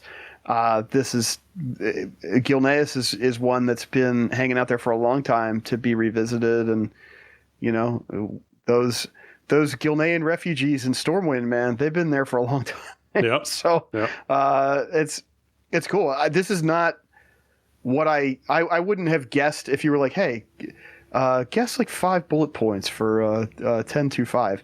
Gilneas would not have been anywhere in my radar. I mean, it's not one of their bullet points. It's literally not on their title slide. Their title slide does not mention Gilneas at all. It's in the graphic. Seeds of Renewal. It's in the graphic. Reclaiming Gilneas is on there, but it just, to me, it's it's kind of out of left field in a way. I mean, obviously, Greymane's a character we know very well. It's a thing that's been the Gilneas storyline is, like I said, that's been a dangling thread for many years. But I'm surprised that that's now it's time for that. It's cool. I'm excited. I definitely want to see how that plays out, and it would be awesome if Gilneas itself got established as a place we could go hang out in, where the Worgen and the Gilneans actually live again. Mm-hmm. I'd be totally in for that. Yeah. Follower dungeons, normal dungeons for Dragonflight will now have, at least all 8 normal dungeons for Dragonflight will now have the ability to scale from 1 to 4 players actual active players, as in human beings. Otherwise, it will fill in the rest of the group with your follower NPC companions that will help you sort of travel through these normal dungeons at your own pace, is the way they sort of put it. So the AI has arrived. It started out in PvP. It is now moving into PvE. We are going to have AI healers, tanks, and DPS that can help you along your journey inside these normal follower dungeons. I think it's a cool idea, to be honest. I think doing it on normal dungeons makes sense. I think it allows players who are not as keen to try and because let's be honest, the experience for most players doing normal or heroic dungeons at the moment is you get into a group with someone who is massively overgeared, who has a friend that they're bringing with them, who then just tries to steamroll through the place as fast as they possibly can, and you don't necessarily learn very much. You're kind of just hanging on for dear life as this person tears their way through the dungeon. That's the most experience that people get these days. So I think it's a great idea to add in something where, you have AI that can essentially travel along as companions, especially if they sort of set it up where it's follower NPCs that you can either gear or make friends with or whatever it is that come along with you. Let me have Meatball be my tank who runs through the dungeon, chomping on things. I'd be fine with that. Let that happen. Yeah, I mean, talk about stuff that was not on, wouldn't be on the top of my list for hey, what do you think is going to come in this patch? Dude, this seems like a huge feature to drop in a .5, especially late in an expansion. Now, granted, like other MMORPGs have this, right? This is not a WoW innovation here at all, and a lot of people would say that this is probably really overdue, but I think it's a good addition. It's a great first step for something like this. Like you said, dungeons can be very intimidating to try to learn on the fly. Yeah. Especially if you are playing like a tank or heal role. If you're playing tank, like you're supposed to know where everything is and how you're supposed to go, and you're supposed to go as fast as you humanly can. If you're a healer, you're never allowed to make a mistake of any kind. So, some people want like an on-ramp to, okay, how do I play in a dungeon? Like how does a dungeon play out? Like I want to try to learn a different role to try to do in a dungeon, and I want to just get some practice or like set up a UI for the different role I want to play. And you can do that in a very low pressure situation with this. Some people just don't want to play multiplayer, and they want to, see the story. I want to see the interiors of the dungeons, and I want to play through the quest chains and see all the dialogue and just move at my own pace. And I think this is a great tool for all different kinds of players. There's different reasons to go in here and do this. I think keeping it to normal is probably fine. I think maybe you could eventually top this out at heroic if it works pretty well, but beyond that, I don't know. Maybe Mythic 0, but like I can't see keystones with followers. Like that doesn't seem right to me. That should be really like a social group should be the core of the Keystone experience, in my opinion. But of course, a lot of players would just rather pug, and then all of the, all the drawbacks that come with that. But I wonder, what does it pull your NPC companions from? Is it characters that we have interacted with before via, like you kind of mentioned, the various follower systems from Warlords through Shadowlands? Or is it going to be a new slate of characters? Is it characters you can just sort of spec out at like at a vendor or something? Like, okay, I want, these characters in my party, and then you can set them up. I don't know. What a tantalizing thing to throw like one paragraph in about and then say, okay, we'll see you on PTR pretty soon. I mean, this is a super great addition to the game. It's something the game has frankly needed for a long time, and I'm sure there were a lot of conversations about how do they bring it into the game in a way that makes sense for WoW. And I think this is just going to open up so many doors to players, regardless of their play style. It's going to broaden people's horizons a lot, and I just hope it works well. I think it probably will, but you always kind of wonder about that. Like, if my NPC companions are like not very good at what they're supposed to be doing, then does this actually add any value to my experience? So they got to get over that hurdle for sure. But I love the idea in terms of what it offers to players. Yeah, same. Okay, we also got some customization coming in. Troll and Rene are getting some more updates for their character customization. Warlocks are getting more demon customizations. And we're going to see a Love is in the Air holiday update as to its rewards and systems and, what the actual holiday is. So all of that happening within Dragonflight, which means we'll probably see some Love is in the Air stuff that's Dragonflight themed, which could be kind of cool to see as well. So, we'll have to wait and see what some of that other stuff is. But along the line, go ahead. Probably January for this patch, right? Yeah, they said they want to do every 2 months, and then they got to get it before February. So, PTR pretty soon, maybe even today. Who knows? But the Dragonflight content train just keeps rolling down the tracks. Yes, it does.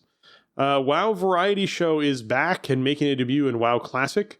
The season of Discovery is arriving in World of Warcraft, and with it, the latest episode of WoW Variety Show featuring new challenges across the season and Hardcore Classic. New activities, new faces, new prizes.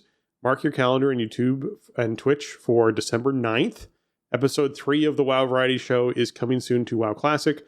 We'll be delving into the ominous realm of Classic Hardcore and showcasing the first new raid from Season of Discovery.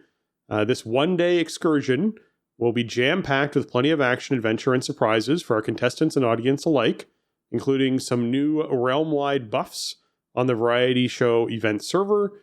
Participation in this episode's activities have been expanded to include players from all over the world, with open sign-up for the first activity. Think you can take the heat? Join the WoW Variety Show Discord and apply to go again. All right, so... they're going to have a race to defeat Hogger. That's the You Only Live Once hardcore race to defeat Hogger. We start out in Classic Hardcore, and you'll create a level 1 character and race to level up to a point where you can take down the Riverpaw Knoll champion Hogger. And the first player to defeat Hogger will be deemed the winner. So that's the first chunk of the Variety Show. And then Season Discovery, Black Fathom Deeps. The Season Discovery goes live on November 30th, with the WoW Variety Show happening 9 days later. And this will be an early opportunity for players to race through the newly opened up level 25 Black Fathom Deeps, gather your runes, and prepare to take down Akumai ahead of the competition, so you can be all practiced for the Season of Discovery. And then the Makgora Madness is back again. Finally, remember those characters from the race to defeat Hogger? Well, some of them go off to fight Akumai and Black Thumb Deets. Others are invited to keep leveling those fresh characters ahead of the ultimate challenge of Makgora Madness, which will feature a single elimination bracket filled with duels to the death, culminating in one survivor. The 28 players who achieve the highest level before the start of this activity will be entered into the final bracket, alongside 4 celebrity contestants. In Makgora Anything Goes, and to the winner goes the final spoils. So everyone's allowed to compete from around the world. It's all eligible. They have the race to Hogger is capped at 400 players who can participate in that, so keep that in mind. The registration stuff is kicking off on Friday, November 24th at 10 a.m. Pacific is when they start having registration. That's when it closes. It closes on the 24th, Friday, November 24th. So keep that in mind. It must be open now, and people can actually, get in there. The invitations are all going to be extended by Monday the 27th. So basically they're taking that weekend to figure out the invitations and getting the invitations out to folks. The celebrities, they haven't revealed yet, so we don't have answers on that yet. The prizes are going to be a variety of in-game goodies and physical swag. And then, surprises are surprises, so you can't really talk about what the surprises are going to be. But in the end, this is great. I love this stuff. I think Seasons of Mastery are going to be really popular. Sorry, not Seasons of Mastery. Season of Discovery is going to be really popular for folks, and they're going to be really big into trying out. I know myself, I'm going to level a character of 25 for sure. So I think a lot of folks are going to dive into this. I think this will be much bigger than the first one as far as participation goes for that exact reason. I love the idea of having Black Fathom Depth's race. There'll be a lot of this broadcast for folks to watch. So it'll be a big day. I think a lot of folks will be very keen on December 9th to sit down and watch some of this stuff or participate in some of this stuff. I'm excited for people. It's cool because this is the first time I guess we've seen this in Classic. We saw a variety show, I guess a couple times in Dragonflight, right? My timelines are getting a little screwy, but the cool thing about doing it in Classic is such a sandbox. The game was way sandboxier back then. Yeah, you always want that kind of amusement park meets sandbox thing in your MMORPG, and WoW is probably more amusement park than sandbox these days, but Classic is way more sandbox than amusement park. Yeah. And so I think doing something like Variety Show where you have, some streamers and some creators in that vein with, teams of players from the community who are all, kind of participating in this competition sort of together, it creates some cool opportunities, like racing to defeat Hogger on hardcore. It's ridiculous, right?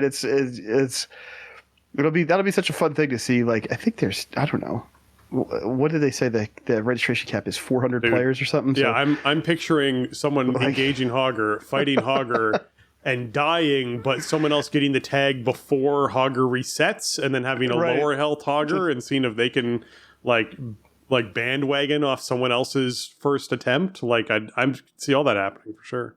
Yeah, just like sniping that Hogger kill, and then going into a Makara with those characters where it's like, okay, you have this much time to level, and then then we're all getting into the bracket, and may the best highest level tune Frost win. Mage win. Yeah, I hear you. Yeah, that's like super fun, and then it gives them a chance to show off season discovery and to show off the raid and everything. So it should be fun. I checked out some of the other variety shows. I'll probably check this one out too. I don't think I'm gonna register or anything, but registration is open. If you want to participate, then you should get in there, throw your hat in the ring and see if you get a spot, because it's really fun and worth participating, whether you win or lose or whatever. But just hanging out and doing something a little sort of out of the ordinary in WoW and having fun with people, like that's one of the cool things that WoW affords us the ability to do, I think, as a game. And especially when you have stuff like Classic and Classic Hardcore and Classic Seasons, where you take these known quantities and just kind of turn them on their ear, and then it creates a whole different way to play the game. So yeah, it sounds really fun. All right. That's going to wrap up this episode of The Starting Zone. A great way to support the show is by leaving us those 5-star reviews. We certainly appreciate them when they can come in on iTunes, Apple Podcasts. They're always great and appreciated, and we'll read them live here. And we don't have any right now, so please do go and leave us a 5-star. And it'll help boost us up those charts so more people find the show. Another great way to support the show, which I'd like to take a moment to thank everyone who participates in this, is our Patreon. Our Patreon is located at patreon.com/thestartingzone. I want to give a shout out and thank you to our newest patron, Chris P. Thank you so much. As well as a shout out to our other patrons, Alianis, Arajian, Celian, James, Kapawi, Max, Shorel, and Vespin. Thank you so much for everything you give, as well as all of our other patrons. You all are amazing. Everything you guys give towards our show helps so much with having a regular, at least semi-regular schedule. At least it's every week. At least we get something to you every week. And around trips like BlizzCon and things like that, it makes such a big difference with helping support the cost of the show. So thank you again so much. And looking forward to getting lots more content for you coming up. It is an exciting time in World of Warcraft, and I'm glad that you're all here for the ride along with it. Absolutely. Welcome, Chris. Thank you for supporting the show. And thank you to everybody past and present that has supported the show. It makes a huge difference, and it helps us keep our ever-increasing backlog online and everything, and helps with production costs of the show.